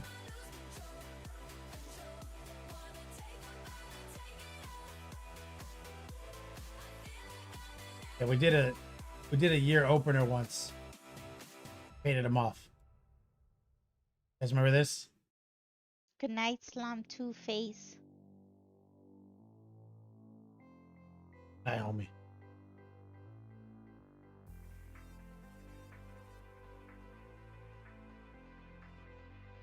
This is scary, Mom. We did a whole bit for this year opener.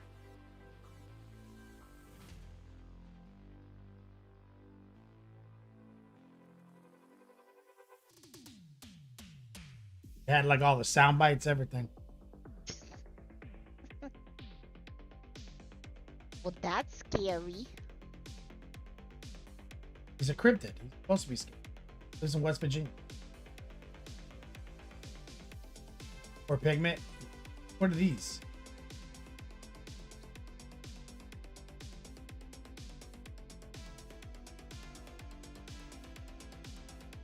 The goon, you have him with a Rick loadout with a portal gun too.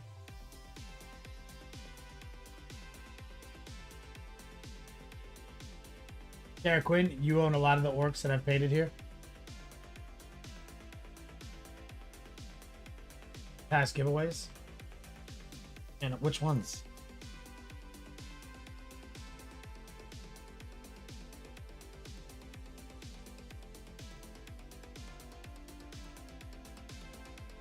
These are trolls.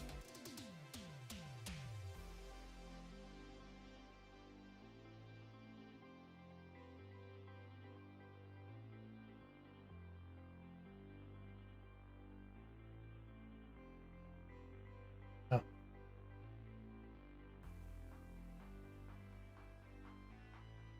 Ice trolls. It's all making more sense. Says I missed a train. Better luck next time. What train is that? Hype train. Oh snap, I missed a train. Oh, I love this Chaos Sorcerer. This is one of my favorite kits. Easy peasy. 3,000 suns.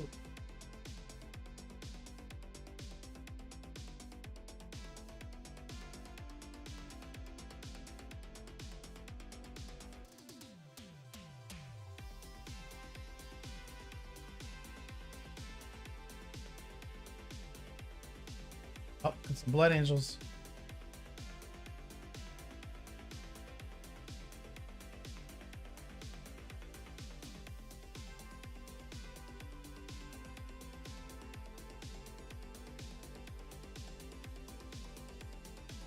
Loving it.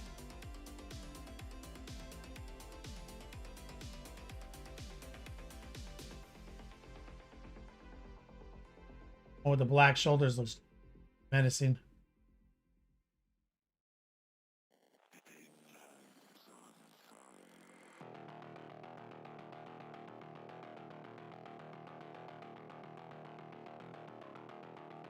Oh, wait, that means we got to give away a wild card ticket. Well, shout out to Easy Peasy. We're giving away boxes. Raffle ticket. We gave away so many boxes last week. Yeah, you did. Remember? Oh, you're always trying to give away stuff behind my back. I always give stuff away behind your back. I wrote down everybody's name who gets a box.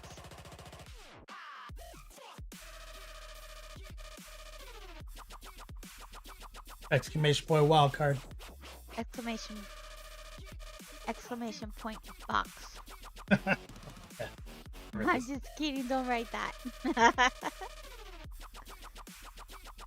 Gravity is a theory. Continuing to work the next Mega Garden. You know, for Christmas, you should give everybody something. Yeah. Make some Christmas cards.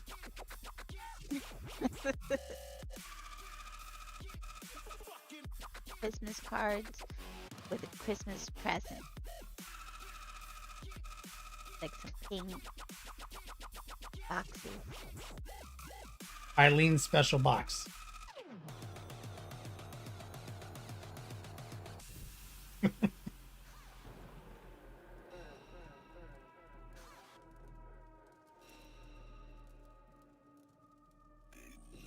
Gravity's a theory.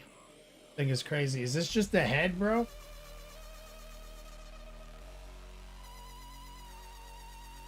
Should throw up a picture of that other one you finished. What that is? Like a little gingerbread house. That's why I wanted to throw up the picture of the finished one he has. These are like 3D printed mega gargants for orcs, like they're giant orc titans. It's hard to tell what it is without any context. I like it. It looks like a little house. October gingerbread house. Recoil, exactly. Christmas card with one free OTP HJ voucher. Yeah. You can go out anytime. Transferable. Captain Banehammer 2K game in this weekend. Time I've had the whole ghost army. Oh, here we go. Here's your little ghost army, baby. Let me see.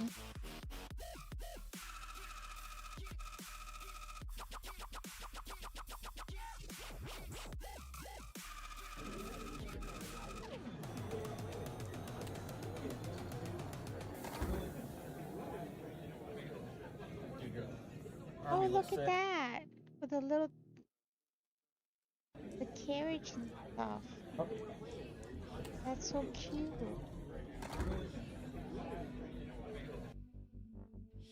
Ghosts coming in hot against playing rats.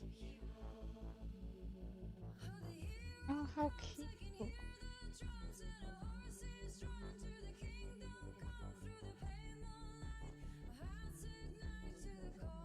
What a good game. What a great looking game. That's nice. Yeah, this guy did a great job with his Skaven as well. Good looking. It's a good looking table.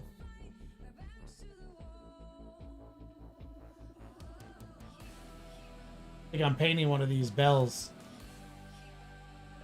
soon.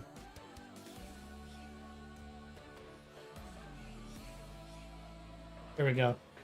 This is what gravity is a theory makes.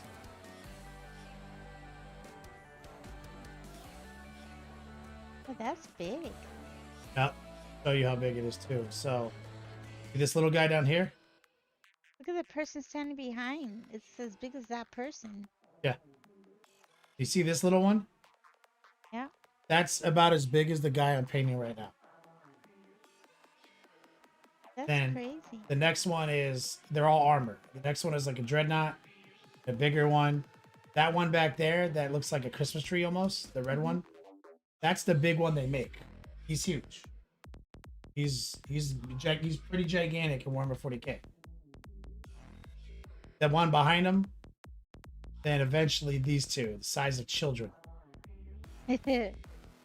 These are all 3D printed customs. That's crazy. Yeah. Oh yeah, that's great. This the red one right here, that's like a gallon of milk. The grocery store. Yeah. That's a real model.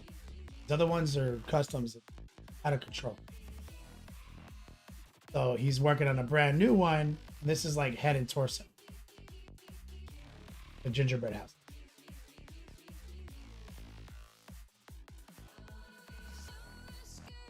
Oh, I see. Theo, working on a Viper. Great airbrushing, brother.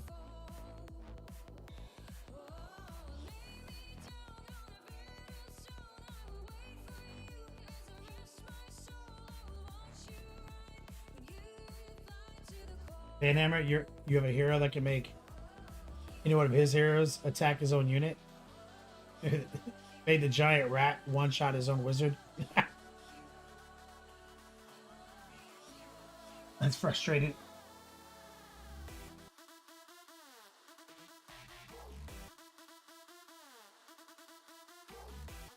It would be the size of a 7-year-old kid. That's crazy.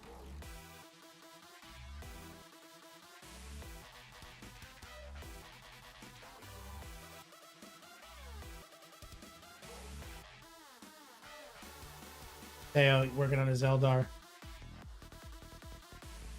Good job, guys.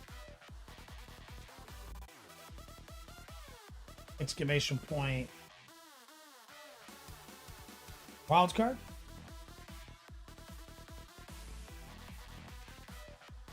There.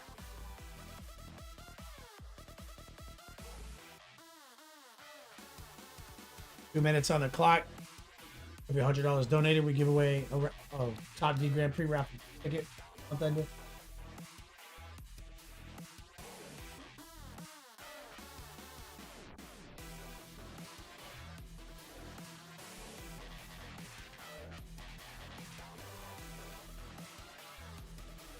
Teo says, "Thanks, dog. Your paint class helped. I'm glad, man. You all moved in, or you settled in the your new location? Did you get your shirt?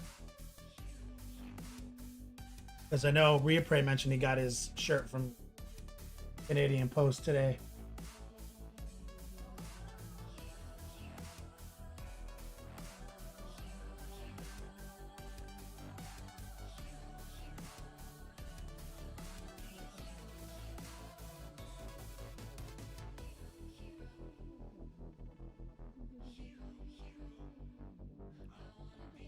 Minute left on the clock.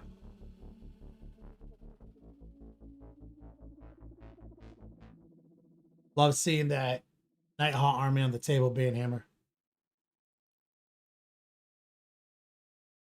I think I'm gonna have to do a big side project though for Bourbon and Bolters.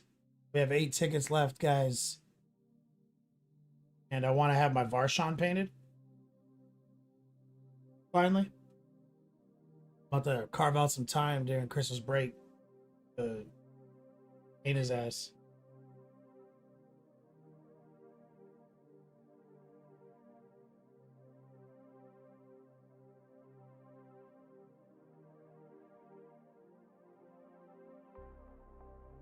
The Goon says, "I haven't had your paint class yet, but those video links you sent me, the one that class on stream, improve my skills exponentially. That's awesome to hear." Bit fire miniatures to washers behave differently. Put them through an airbrush. You put them through an airbrush, they're gonna act more like a filter. Gonna wash.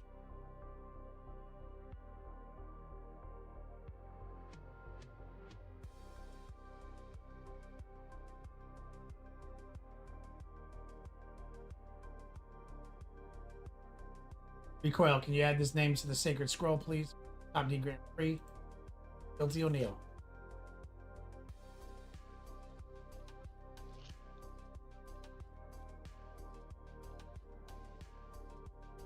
Dan Hammer says it was good to have a night hunts out. First time finishing the whole 2K army. Got it done in 6 months. It's not bad.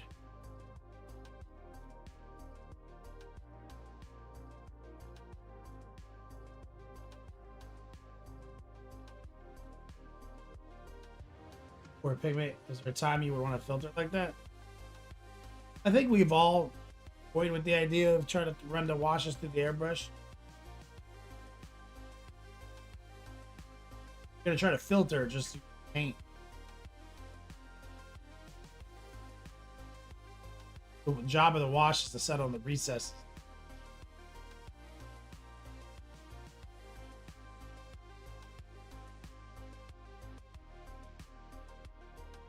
So, not necessarily optimized to do it with the airbrush.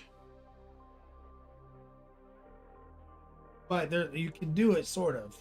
Like maybe terrain, you can get away with it. You gotta run it kind of heavy through. You gotta kind of back the needle out a little bit, maybe lower the PSI. You have to act a little bit more wash-like.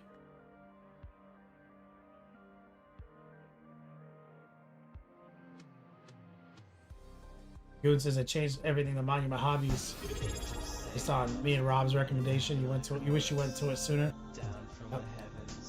Sir Crow, what's up, brother? Thank you for the resub. Every day you wait makes it harder to change, right? Because everyone's the same argument. Like everything you already painted is in different paints, so it's not going to match. So that means you're infinitely locked into that ecosystem. But the longer you wait, the more that like collection of the wrong paints grows.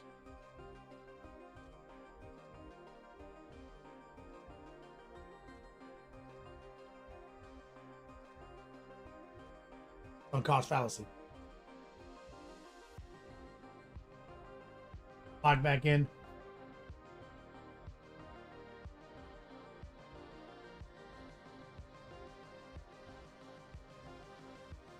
Headset.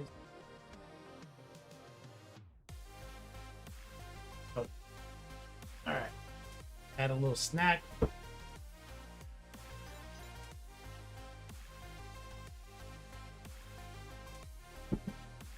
Like my hand should be a little bit smoother now. Eric Quinn says, have you seen the new Vallejo Triads? No, people keep telling me.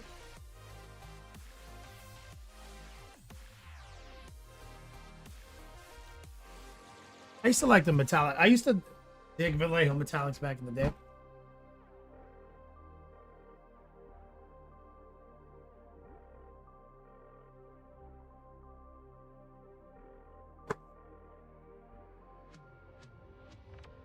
Brentley says, isn't a wash through an airbrush essentially a glaze? Yeah. But everything through an airbrush is essentially a glaze. The product doesn't make it the glaze. The function of the airbrush. Semi-opaque, low opacity range.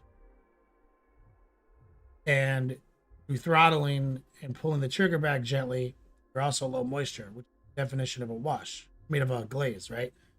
So the glaze needs to be kind of dry when it hits, and that's trigger pull, right? The wash needs to be kind of wet when it hits, because you're trying to get it to settle in recesses through gravity and the function of capillary. So the airbrush, you would have to deliberately airbrush wrong to get the wash technique to work, and it still won't work great. So the second you're airbrushing correctly, everything is a glaze.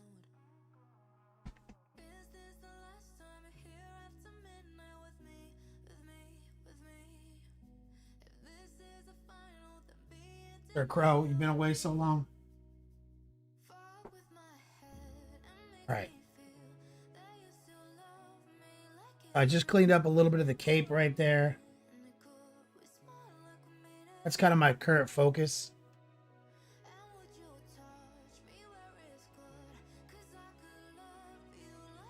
To get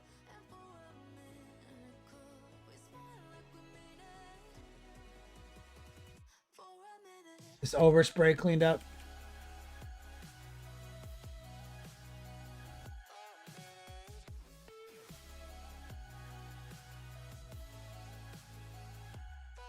So we've got a little bit. We get a little noosh.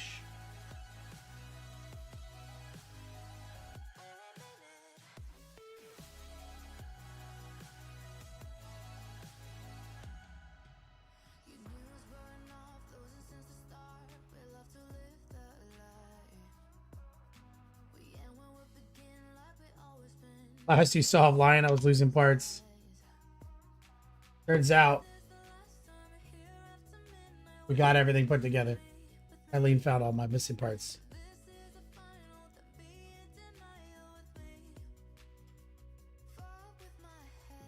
So this section up here, I'm going to grab the heavy warm white.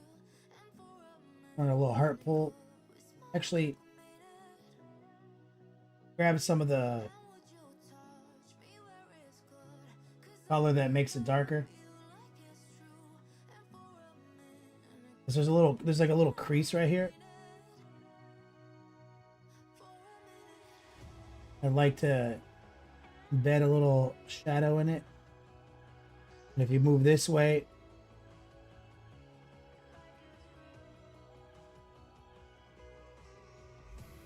I want to clean that out.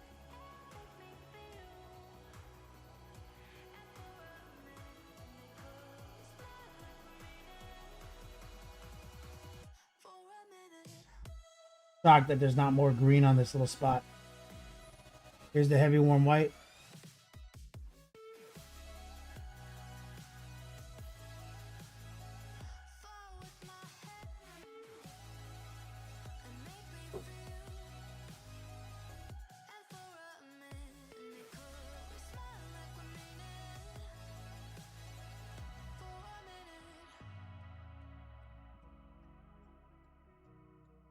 Run a little heart pull.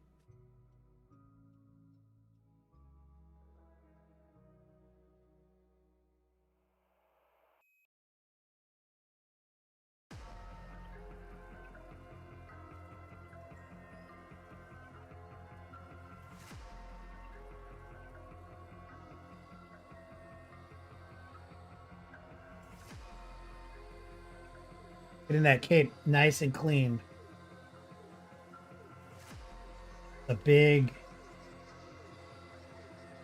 part of the Dark Angel look.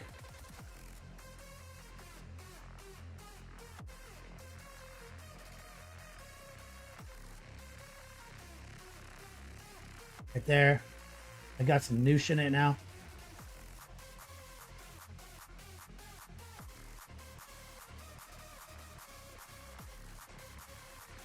I'll move back to the shadow color.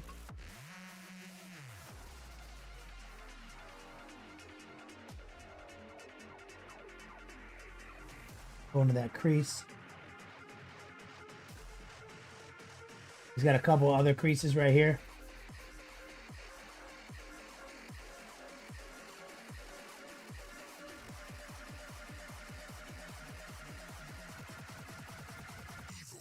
Right there. So I used a little noosh. A little water.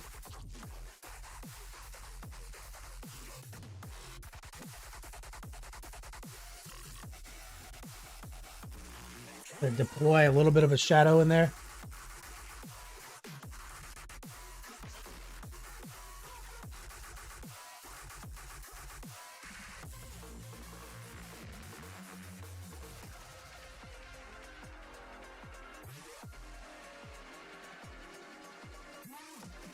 And because the noosh will reactivate with a little water, maybe it'll just kind of soften it.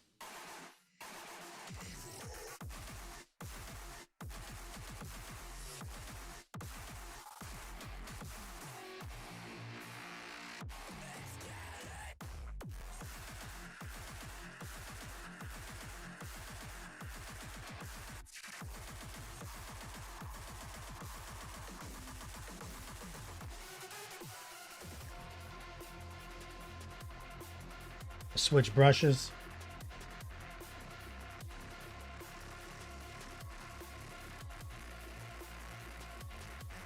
A little bit more of the warm white.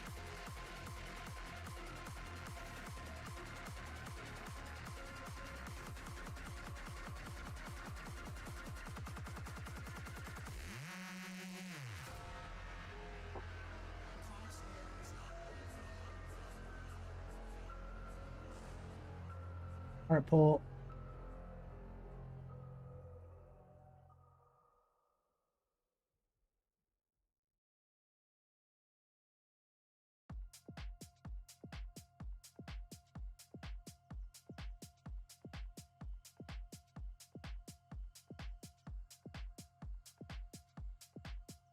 Right.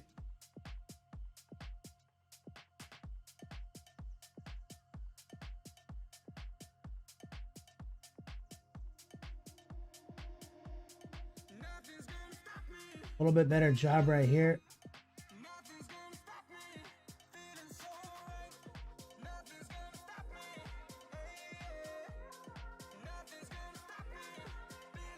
And what I'm doing is taking the warm white, adding a little bit of moisture, taking some of the moisture off of my paper towel.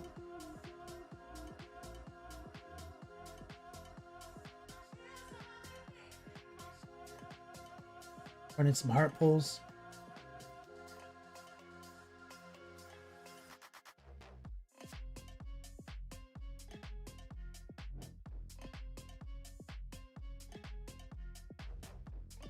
Some low opacity, low moisture glazing right here.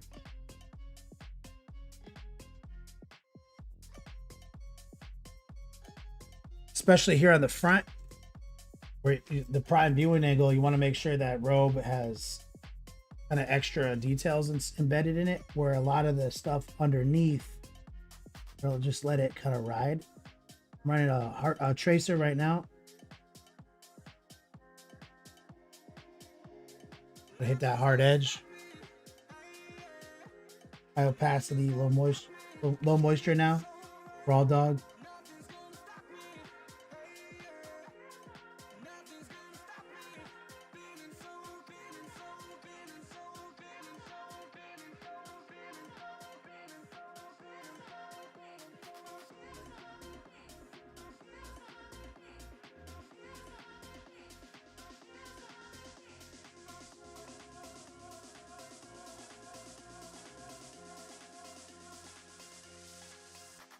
And we also have to get our burgundy back out because that got completely backed out.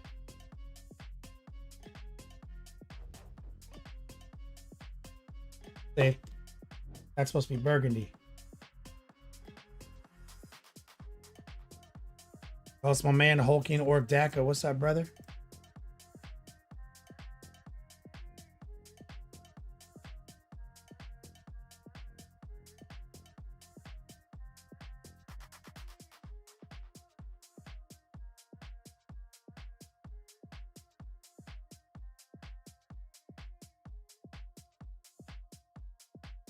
We need to see if we can carefully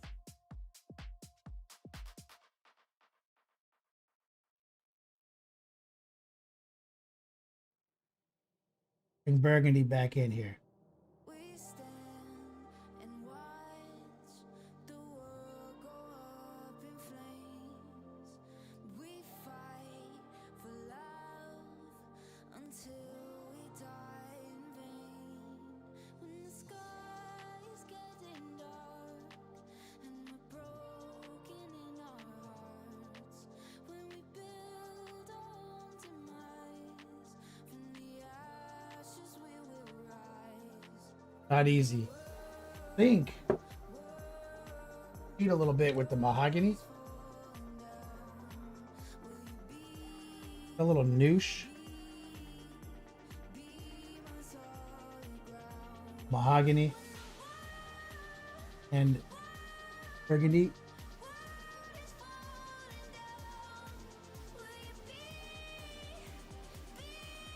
Little water. And I should have done this earlier.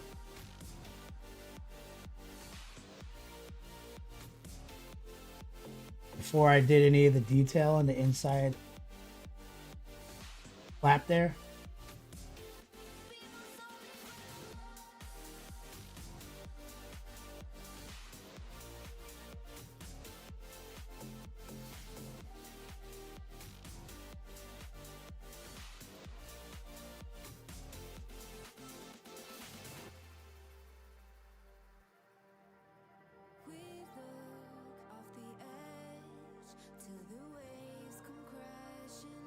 it just escaped my notice.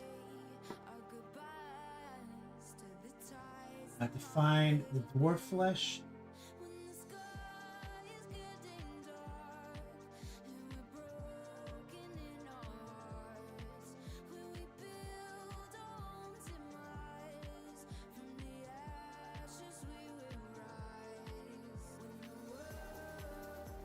Form. Man, I don't think it was. What was the color we used? The flesh tone.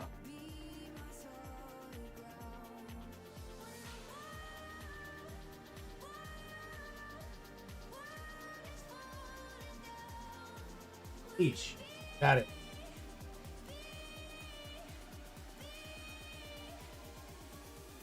We use this.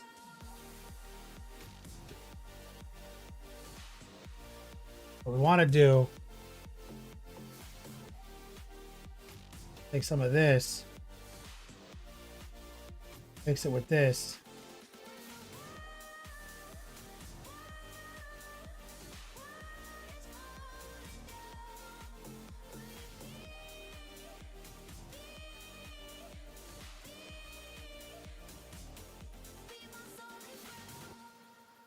Right there. A little moisture. Go back to burgundy, maybe a little noosh. We're just going to run a line right up against it.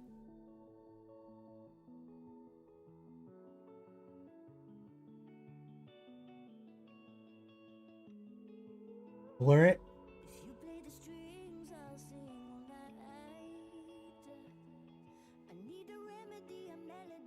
Get a little bit more of the pink.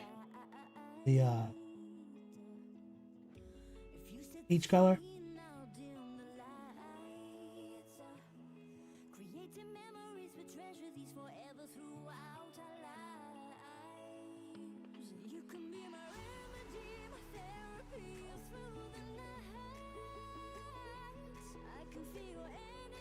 We want to get this spot right here. We got all sorts of green overspray.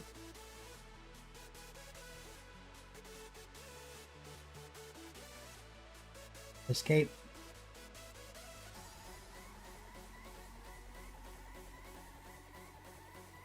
There.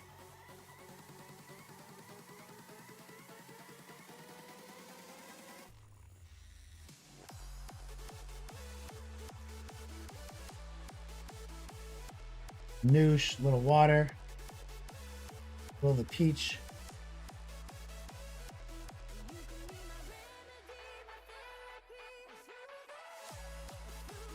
Just like kind of squiggly line right here.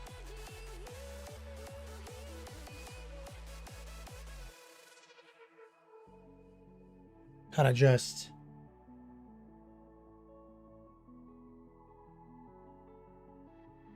stirring up the architecture right there.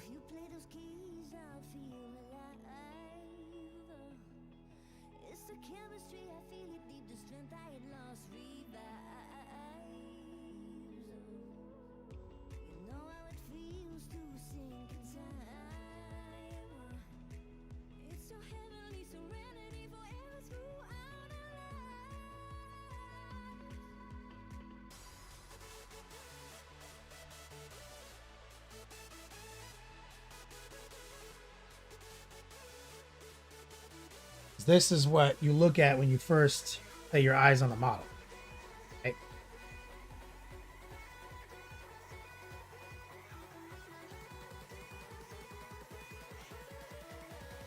And when you're working with something so bright like this, like we know that his robe is basically just like ivory. You have to be very careful with how dark shadows get.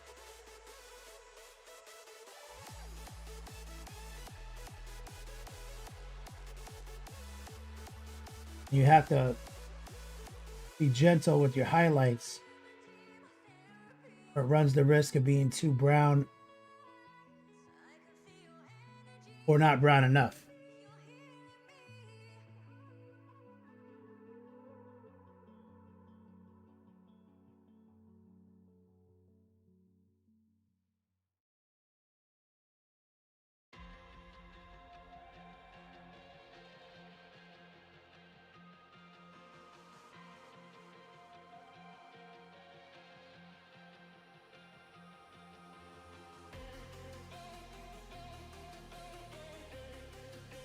Okay. We're just in cleanup, right? Wherever some of the green showed up, our airbrush step, we're just taking a kind of an eraser. So I'm kind of repainting right here gently. Low opacity blend. The warm white and the shadow. It's actually the advanced flesh tone is the shadow, the ivory.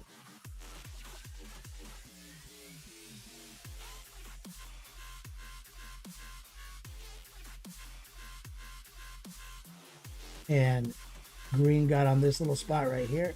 So I'm just using kind of like a wet foundation coverage to kind of hide the green. Just kind of stipple in a little of the highlight.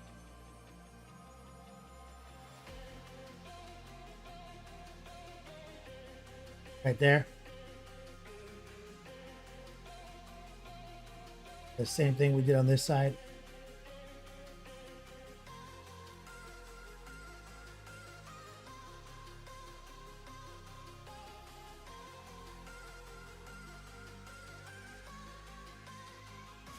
And we're gonna let a lot of this ride because the cape covers most of this. This still goes over all of this. But we're not gonna really fuck too much with it. It's a waste of paint strokes. We just want to make sure when you look at it from this angle, it looks clean.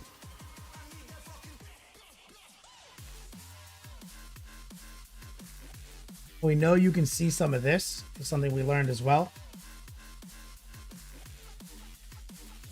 Under his shoulder pad. So again, it's advanced flesh tone, heavy warm white.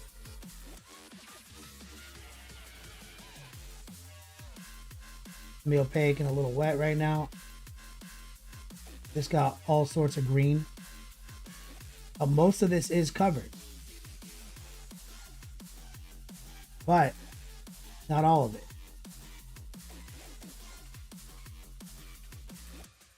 So we just want to make sure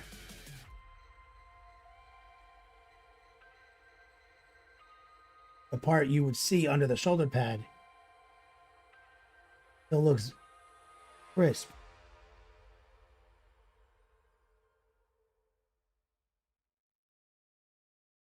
See right here.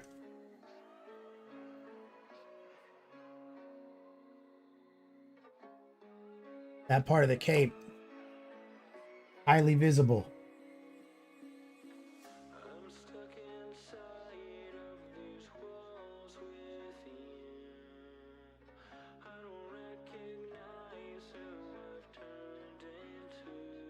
There. That's why we started with a dry fit.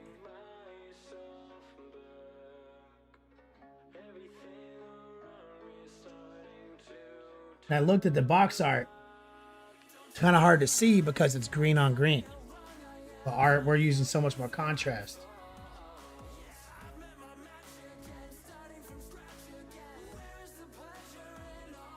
Thing on this side. Painting the cape green would have been so much easier.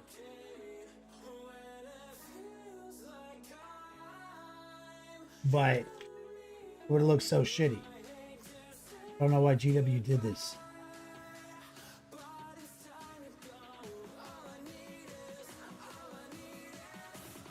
So semi-opaque and a little wet. A eraser.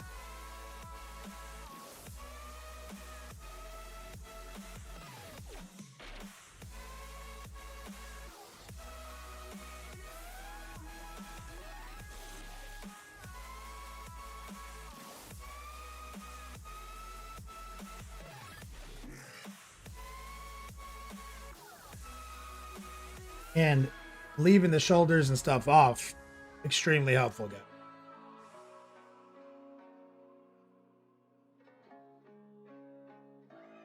Same thing, if you remember, we did Cypher.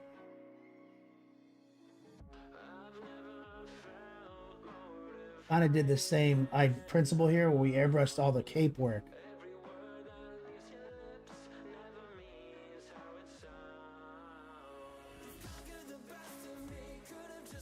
Hand painted the armor.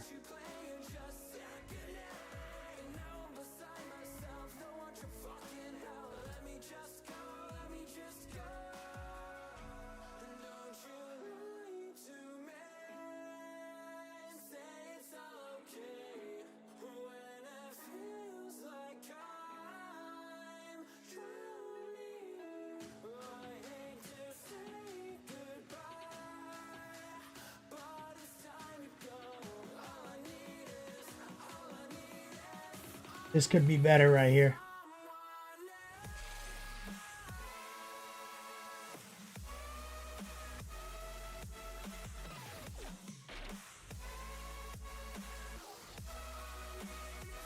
And we left the shield off, bro. You know, that'd be so tricky.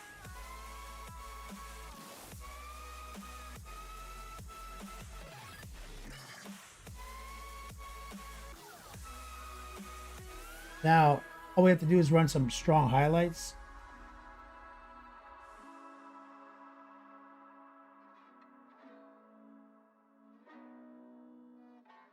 Or the shoulder pad that's going to cover it all up.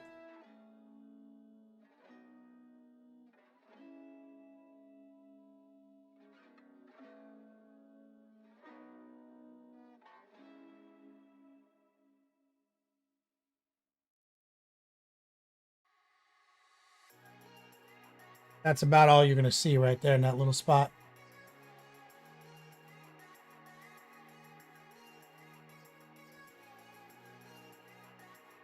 This side, though, he's got angle to it. I want to make sure the strong line right there.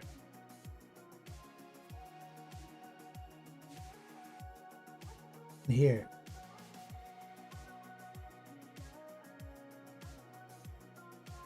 Coming in with that heavy white.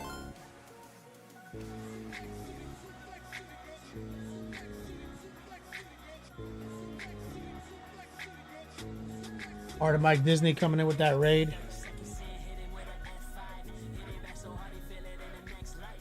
Loving chat right there.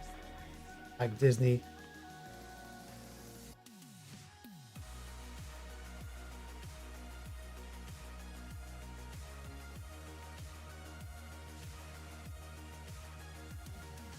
Lurking and jerking. Gonna grab famous color. Faded ultramarine. And bold titanium white. Oh, this is wild. Well, there's so many brand new ones. Excellent. You threw away all my empty ones.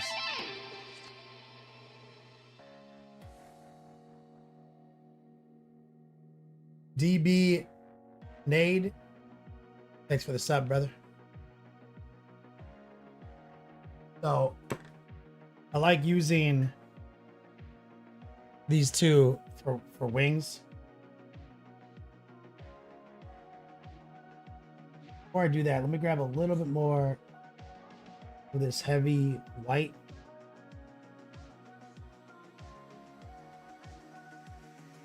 Heavy, warm white. Talking to someone in chat, baby. You found a lot of bold titanium whites. So many empty ones. So many mid shampoo bottle.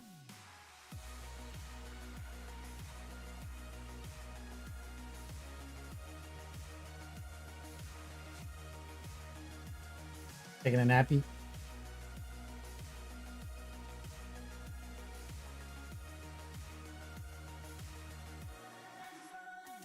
Okay, we're mixing the faded ultramarine and the white together.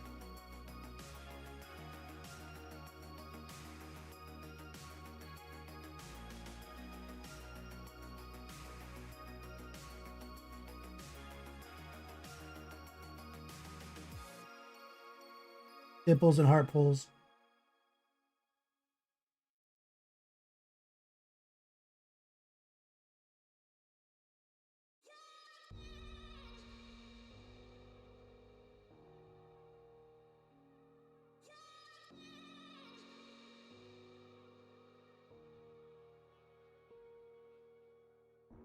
It's been coming for a while, but I push it back into my mind.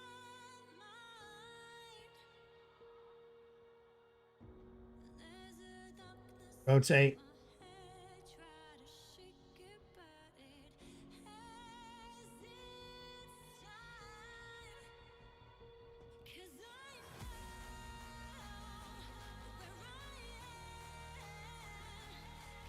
Can't keep Got these boards on his knee. We're using like a modified tracer reappraise.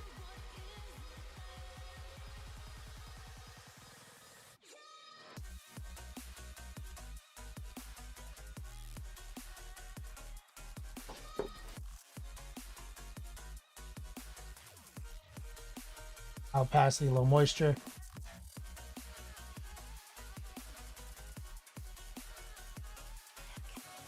How many transparent browns did you find? How many transparent browns did you find? None. Remember, I just had that one pot open for like a year.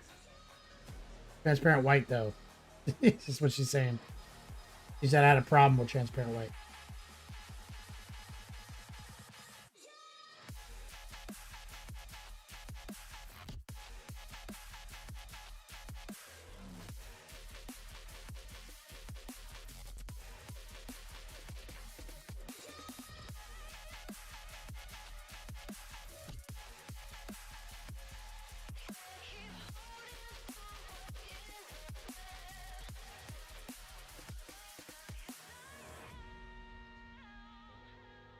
Back to mahogany.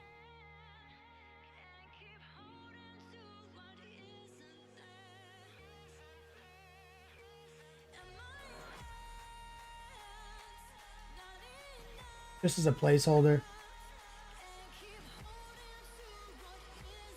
A little burgundy and mahogany for these purity seals.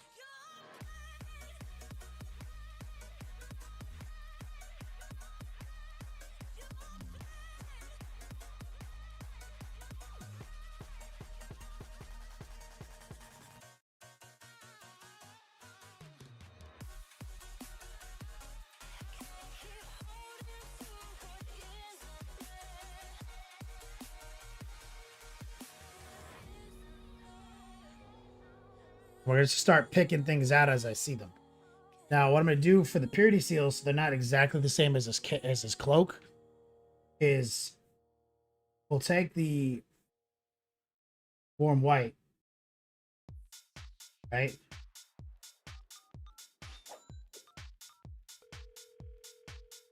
Mix it with faded ultramarine, kind of like a Payne's Gray style.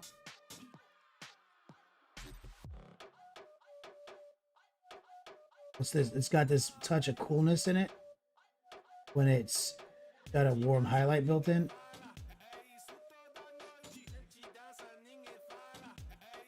It's fully have a different look.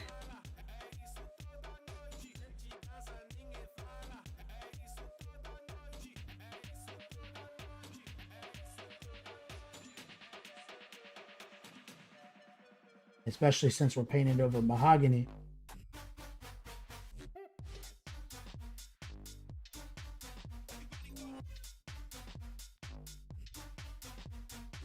But it's kind of like Payne's Gray, because Payne's Gray has like ochre in it, blues, browns,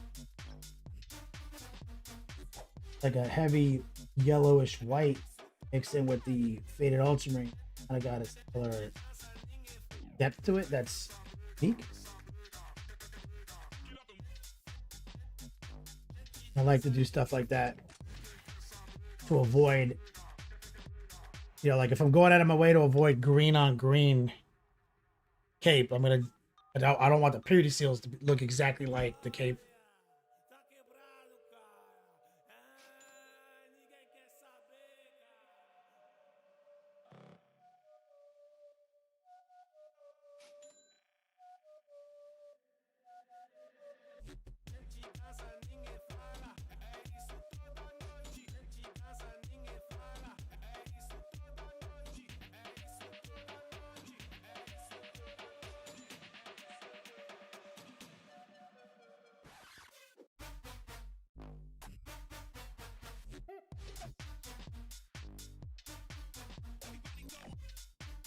Now that I got a couple focal points worked out, now it's just classic Space Marine bullshit. Just paint the little details until there's no details left.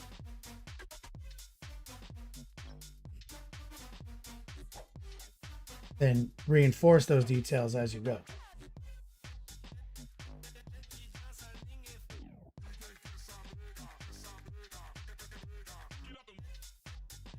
There's a little white.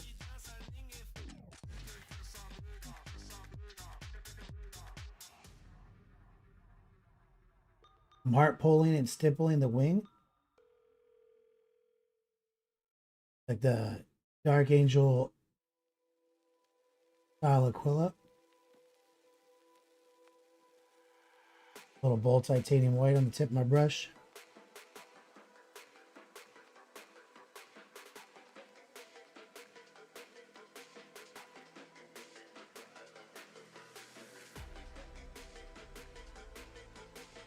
A second coat. Fill that out. I kind of just let my eyes see things and take me those directions.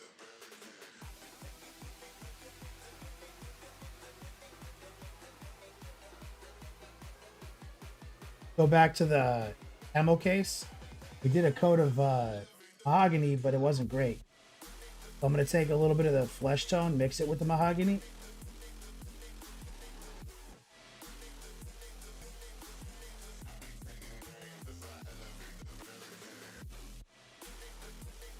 Gotta just touch up the leather.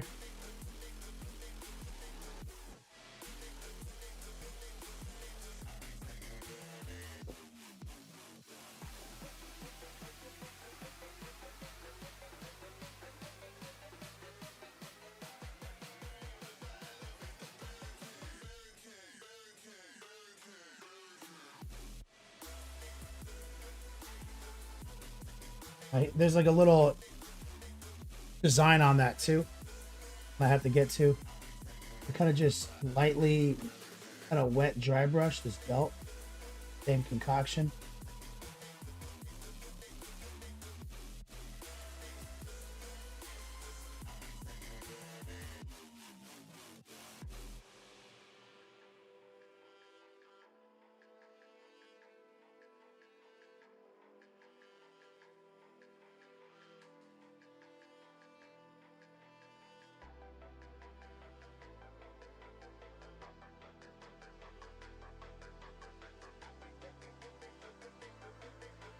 I'm going to do everything I can to avoid putting down metallics right now.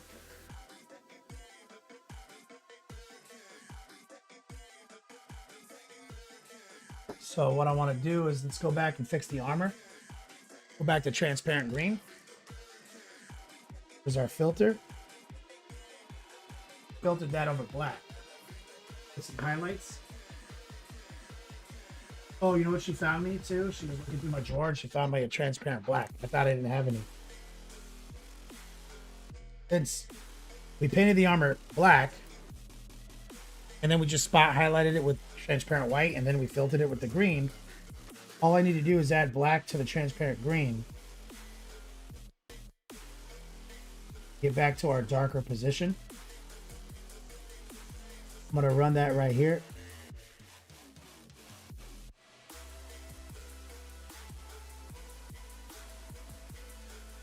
Prepare that little spot. And I would honestly do the same thing. I would just grab some noosh. And this is what I would use to actually pin wash some of this.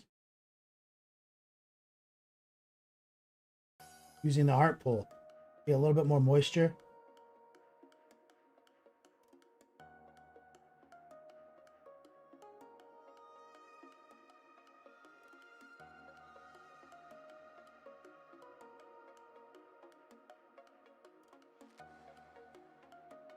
Run a little heart pull in the channel there.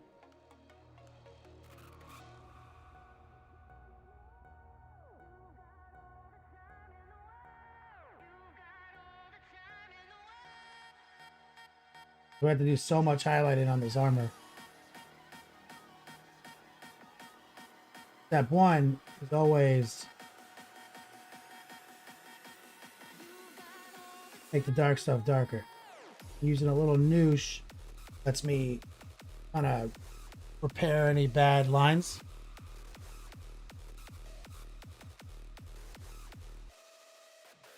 About 21 minutes left, guys. Same thing like right here under the chest piece.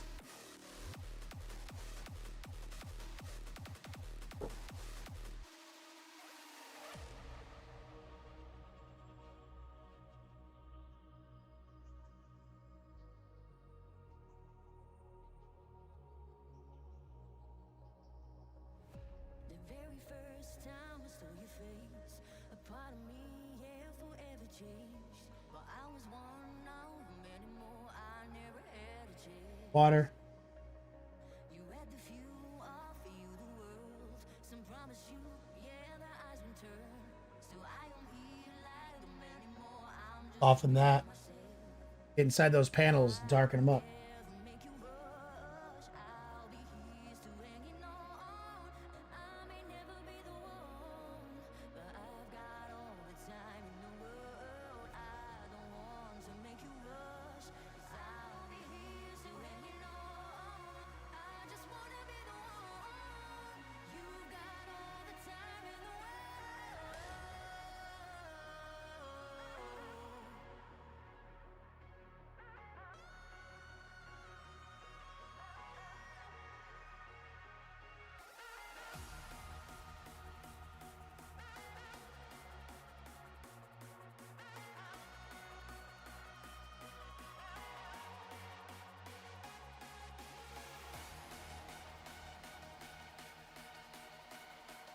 Always wash your nuts.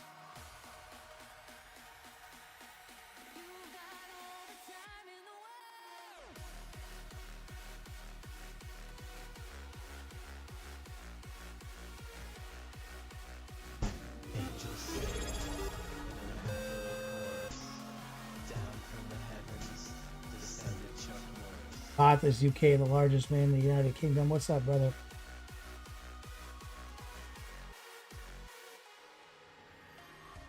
$108 months.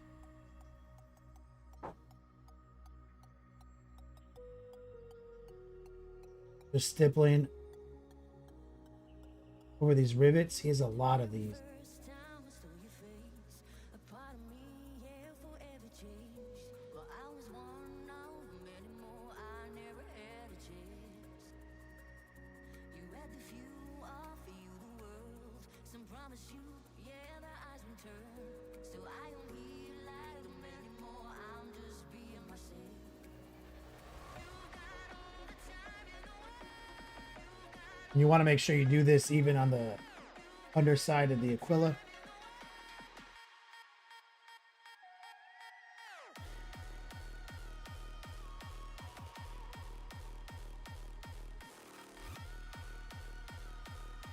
There.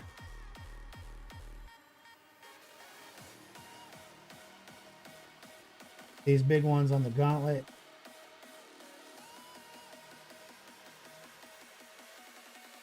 And we're going to highlight many of these.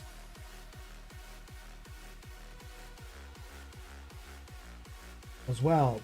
Always better to do the dark line first, though.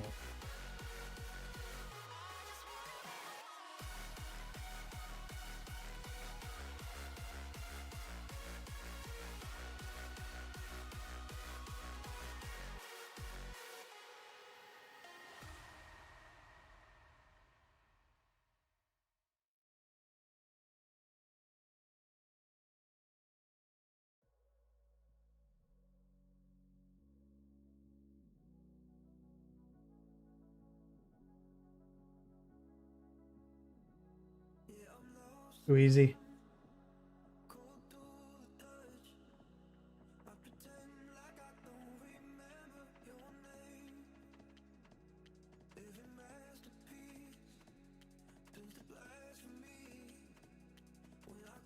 A little transparent green and black. Moisture. Finally showing those 9 years.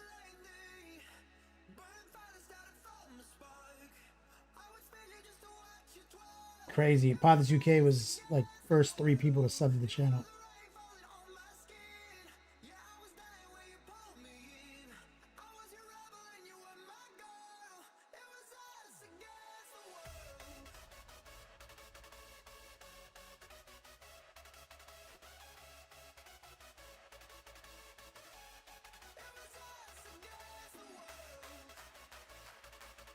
Couple rivets in here.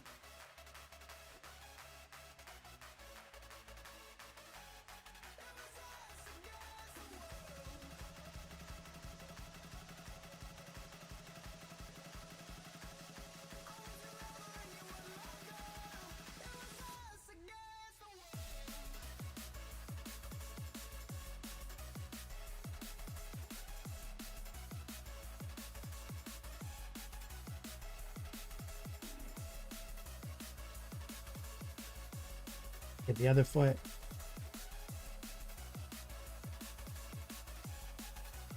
Using straight heart pulls.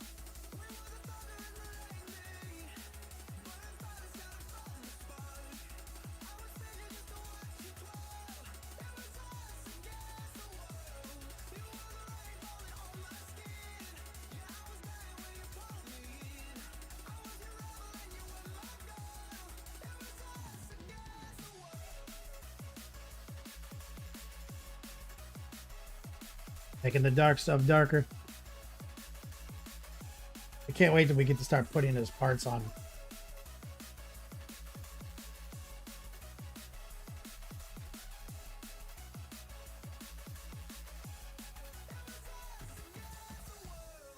Just some heavy warm white.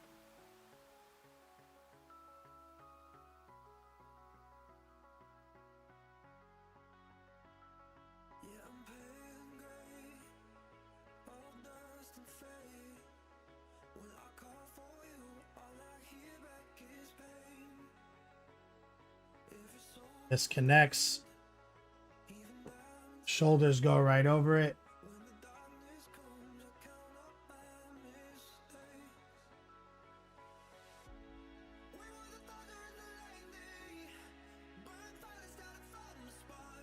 Probably have to do a little hand painting on the inside though first.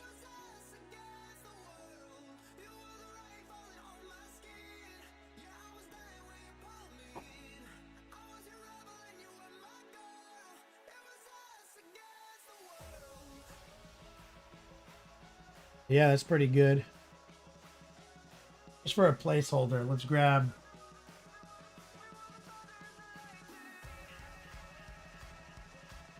blue.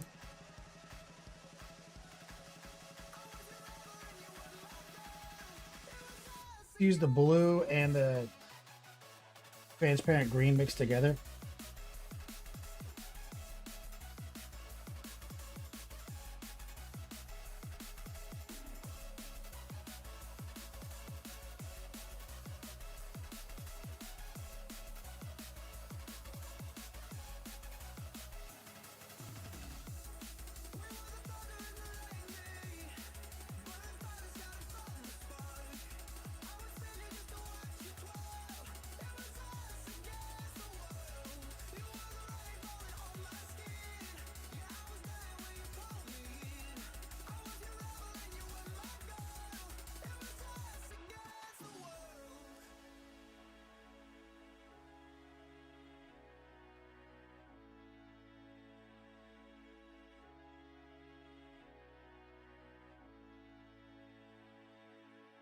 Oh, I just opened this brush. I feel like it's fucked up. Like I fucked this brush up already.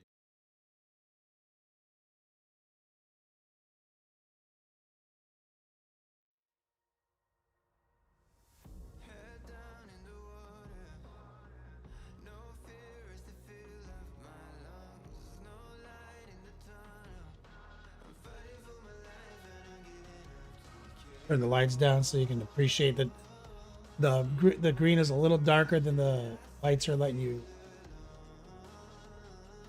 process it.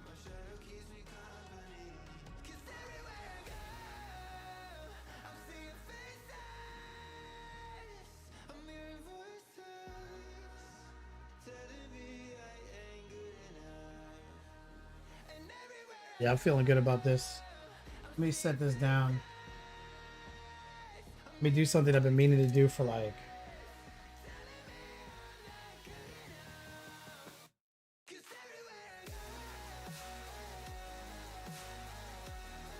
have you guys used the new hoop? Excited to see what we got here.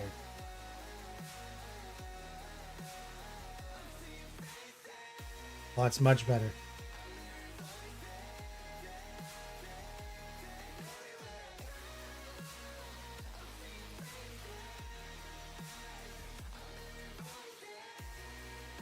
Meaning to clean some of these brushes because it's been out. I was waiting for this order to show up. It did, and then I got lazy.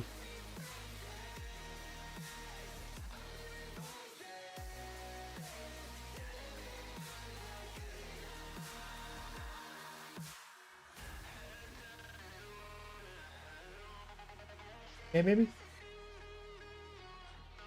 you going?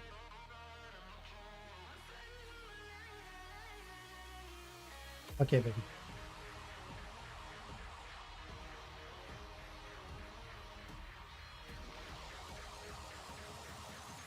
Francois, what's up, brother? Oh, yeah, this is a much better consistency. Much easier to use.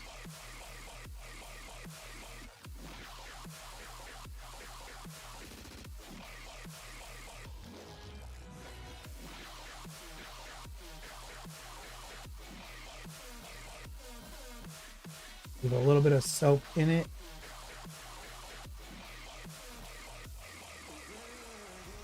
Nice and sharp. This brush has been giving me some problems. It wasn't new, I thought it was. It was stiff because it had dry paint in it. So I'm curious to see if I can bring this number 2 back with the new goop.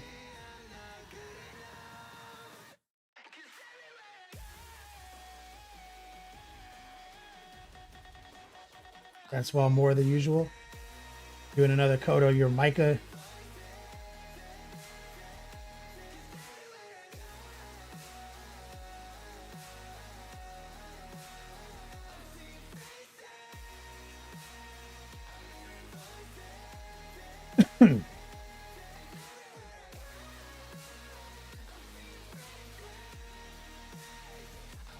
This brush is getting pretty clean. Dude, the soap works better.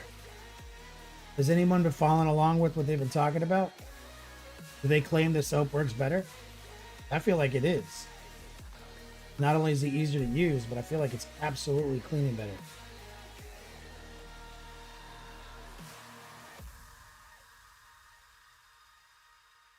In Hammer, you say it works great for you too, right?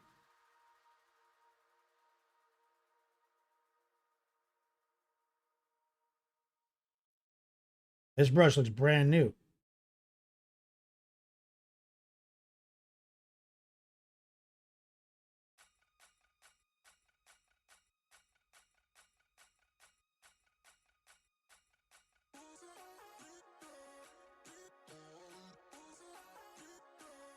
You to sand it again, Francois? Francois, so here's what I think. I think we need to stop with all that nonsense. Just buy some Monument Hobby paints and just repaint it all using regular ass paints, bro.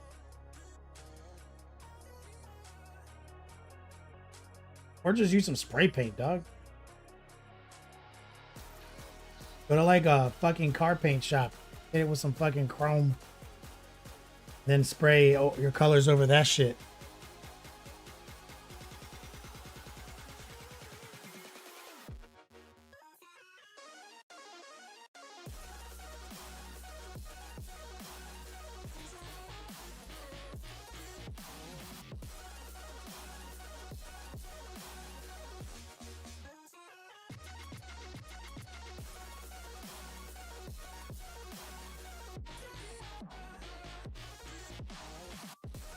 Quinn, I do like the old goop.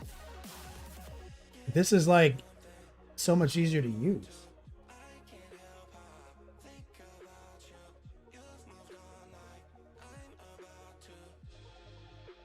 The Huff, you just put in a monument hoarder. If only you were paying attention.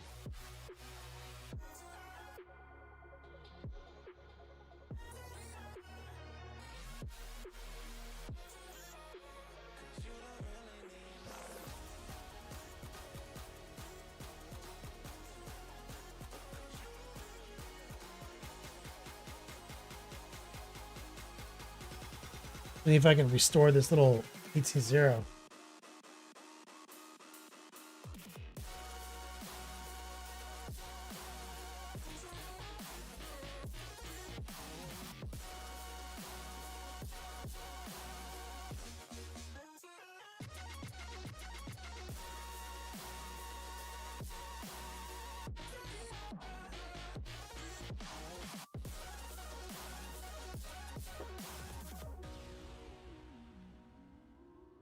Yeah, the old stuff was small batch. They ran out of it constantly.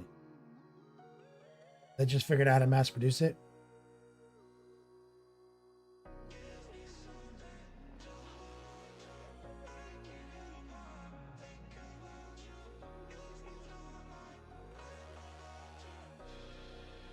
It's not like you actually needed more soap, though. Yeah. When it comes to the soap, I run it out, bro. I've only ever had 2 tins of their soap the whole time they've been a company. Have you ever looked in the audience and seen something that makes you laugh? No, this is breaking loose a lot of stuff. I'll be curious to know what kind of changes to the formula they must recoil to get it like this.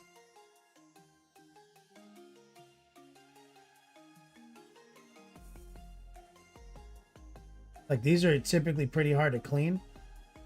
That's doing a great job.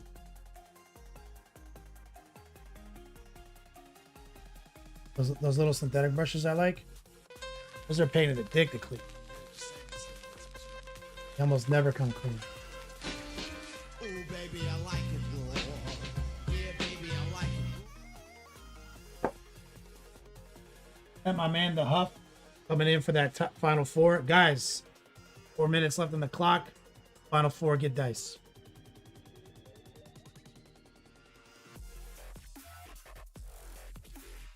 No alcohol in the new batch. That's why the old smell like old beer.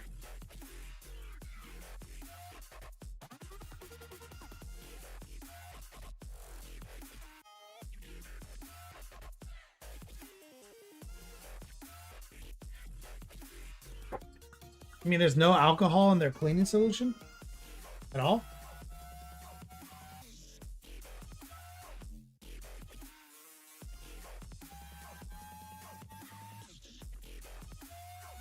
Because alcohol is kind of like the cheat. It's kind of like the cheat code. That's wild.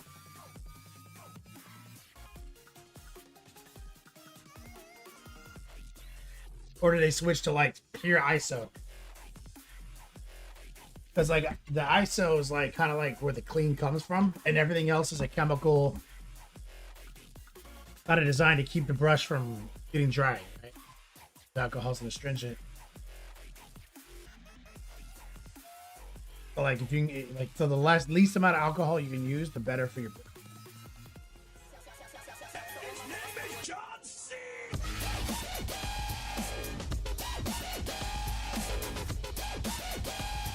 Oh boy, jumping into the final 4.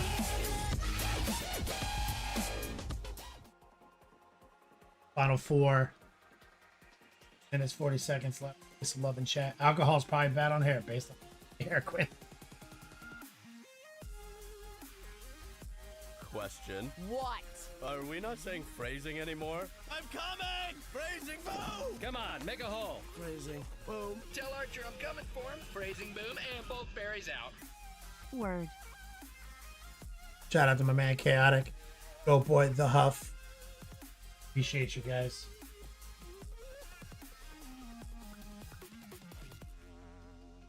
Not gonna lie, I'm kind of off today.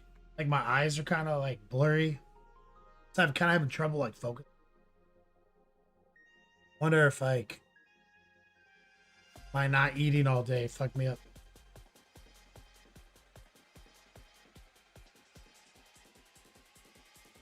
Didn't feel very precise. That makes sense.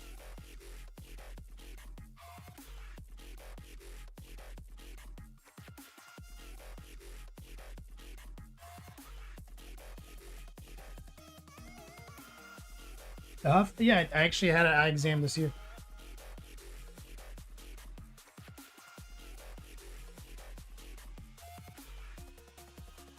Your blood sugar. I actually have a blood sugar tester in the bathroom right now. I got it for Eileen when she had those seizures. She hated it. And she was like, I don't want to use it. So I did it to myself, like, wow. Like, it's not that hard.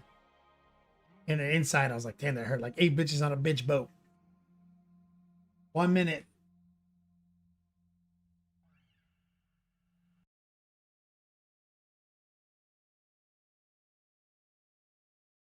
Static painting.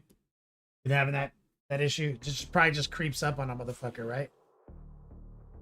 But it also could be my lighting configuration. I'm using a very different temperature to film this project than I normally use. But I think that kind of is fucking with my focus.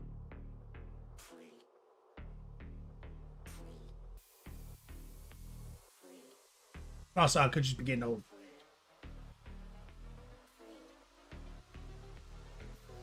"22 seconds left."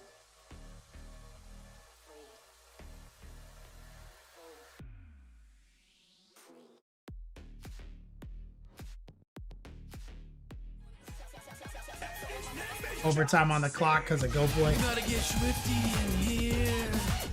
It's time to get swifty. Uh-oh.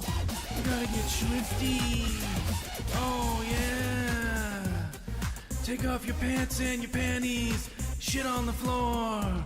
Some love in the chat right there, Go Boy, with the overtime clock. Yeah, cataract surgery. Lenses were laser clean. Fuck, dude.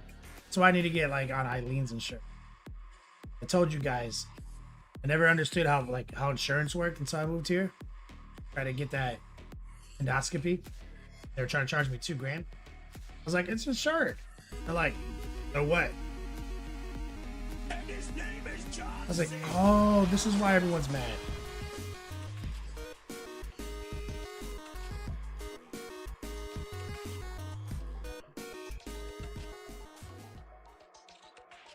The Huff with the reset, my guy. Getting close to another raffle ticket giveaway. 2 minutes on the clock still. It was an easy surgery. There, Quinn. Go Boy back on the clock. Yeah, the Huff. It's insurance time of year anyway, but also a life event.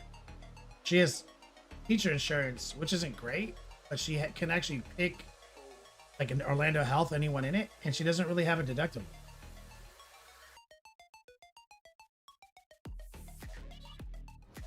Like, it just covers shit. Like, it's annoying in many ways because of some of the hoops that you have to follow some of the rules. But now that like I have like $200 a month insurance, and she's like, "This is great. We can pick anyone you want." And then like as soon as we get in there and we get hit with something like that, like, oh my god, the fuck is this? Like my insurance slaps. So it's like, yeah.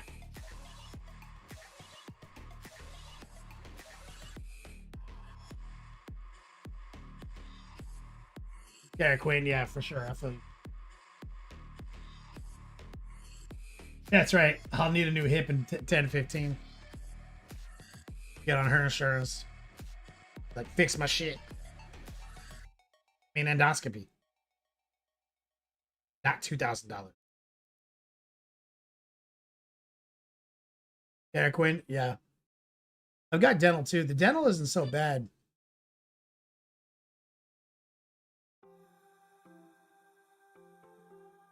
Until I met her, though, like, I want like 10 years between. My dad's old guy advice is the same. Eric Quinn, obsessed with dentist. 11 seconds left.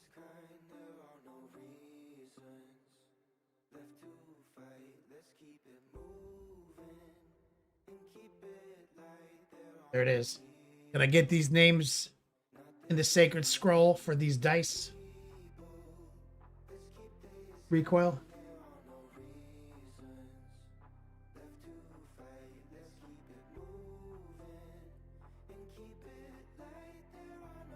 Thank you, Recoil. Yeah, the huff. Yeah, that's wild. I've got good, like, with all my ADHD and stuff, I've got bad habits in most things. Not gonna lie. Oh boy. But for some reason, I got good dental habits. To the point where my lady's annoyed. Gets annoyed. How like my flossing habits and stuff. Every time I go to the dentist, they're like, get out of here.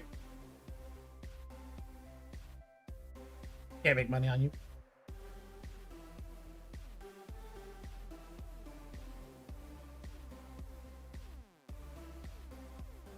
We're gonna raid easy peasy. Even the VA doesn't? That's so dumb. Like life threatening.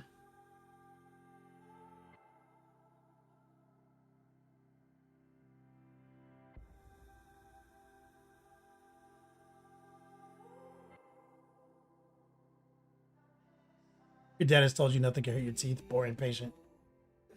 They try to scam me out of a filling. I told you guys when I went in. They're like, oh, your teeth are perfect.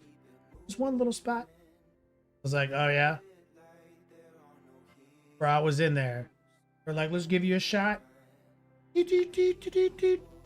Okay, we did it. I was like, really? It's not even numb yet, dude. It got numb on my way to breakfast. Took him like 14 seconds. I even like watched his face like change as he was like realizing he was having to pretend to do his job and charged me $200. Like classic over-treating dentist. Love it.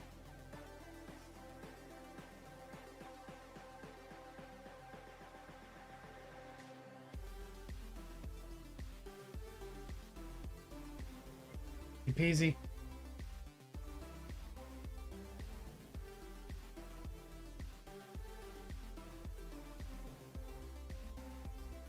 Beer pray. Oh yeah, you have like fucked up gums. Or you tell me that.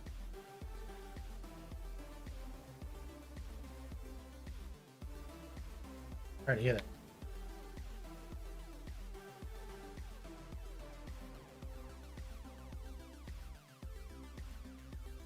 The raid is ticking down.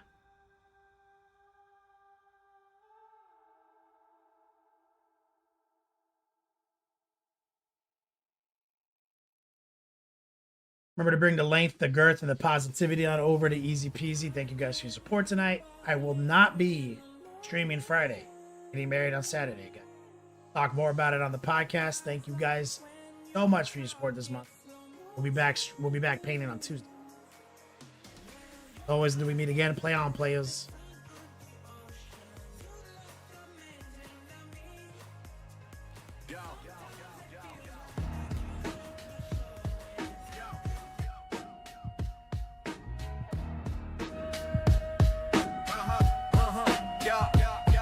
Yo, dog, it's the beat slab, paint on the brain. Florida heat, but my chaos won't wane. Tracing lines, fine air, brushing my hand. Not a scientist, but I got the plan. Wash it down like a hobo's dream. Heart pull heavy, but the colors gleam. Twitch stream live, we changing the thrill. Kenny Boucher vibes, bending time to my will. Next level painting, yeah, we breaking the frame. Literal best of all days, no two are the same. Brush spray chaos, we redefine art. Living the beats lab, tearing worlds apart. Mixing pigments like potions, I'm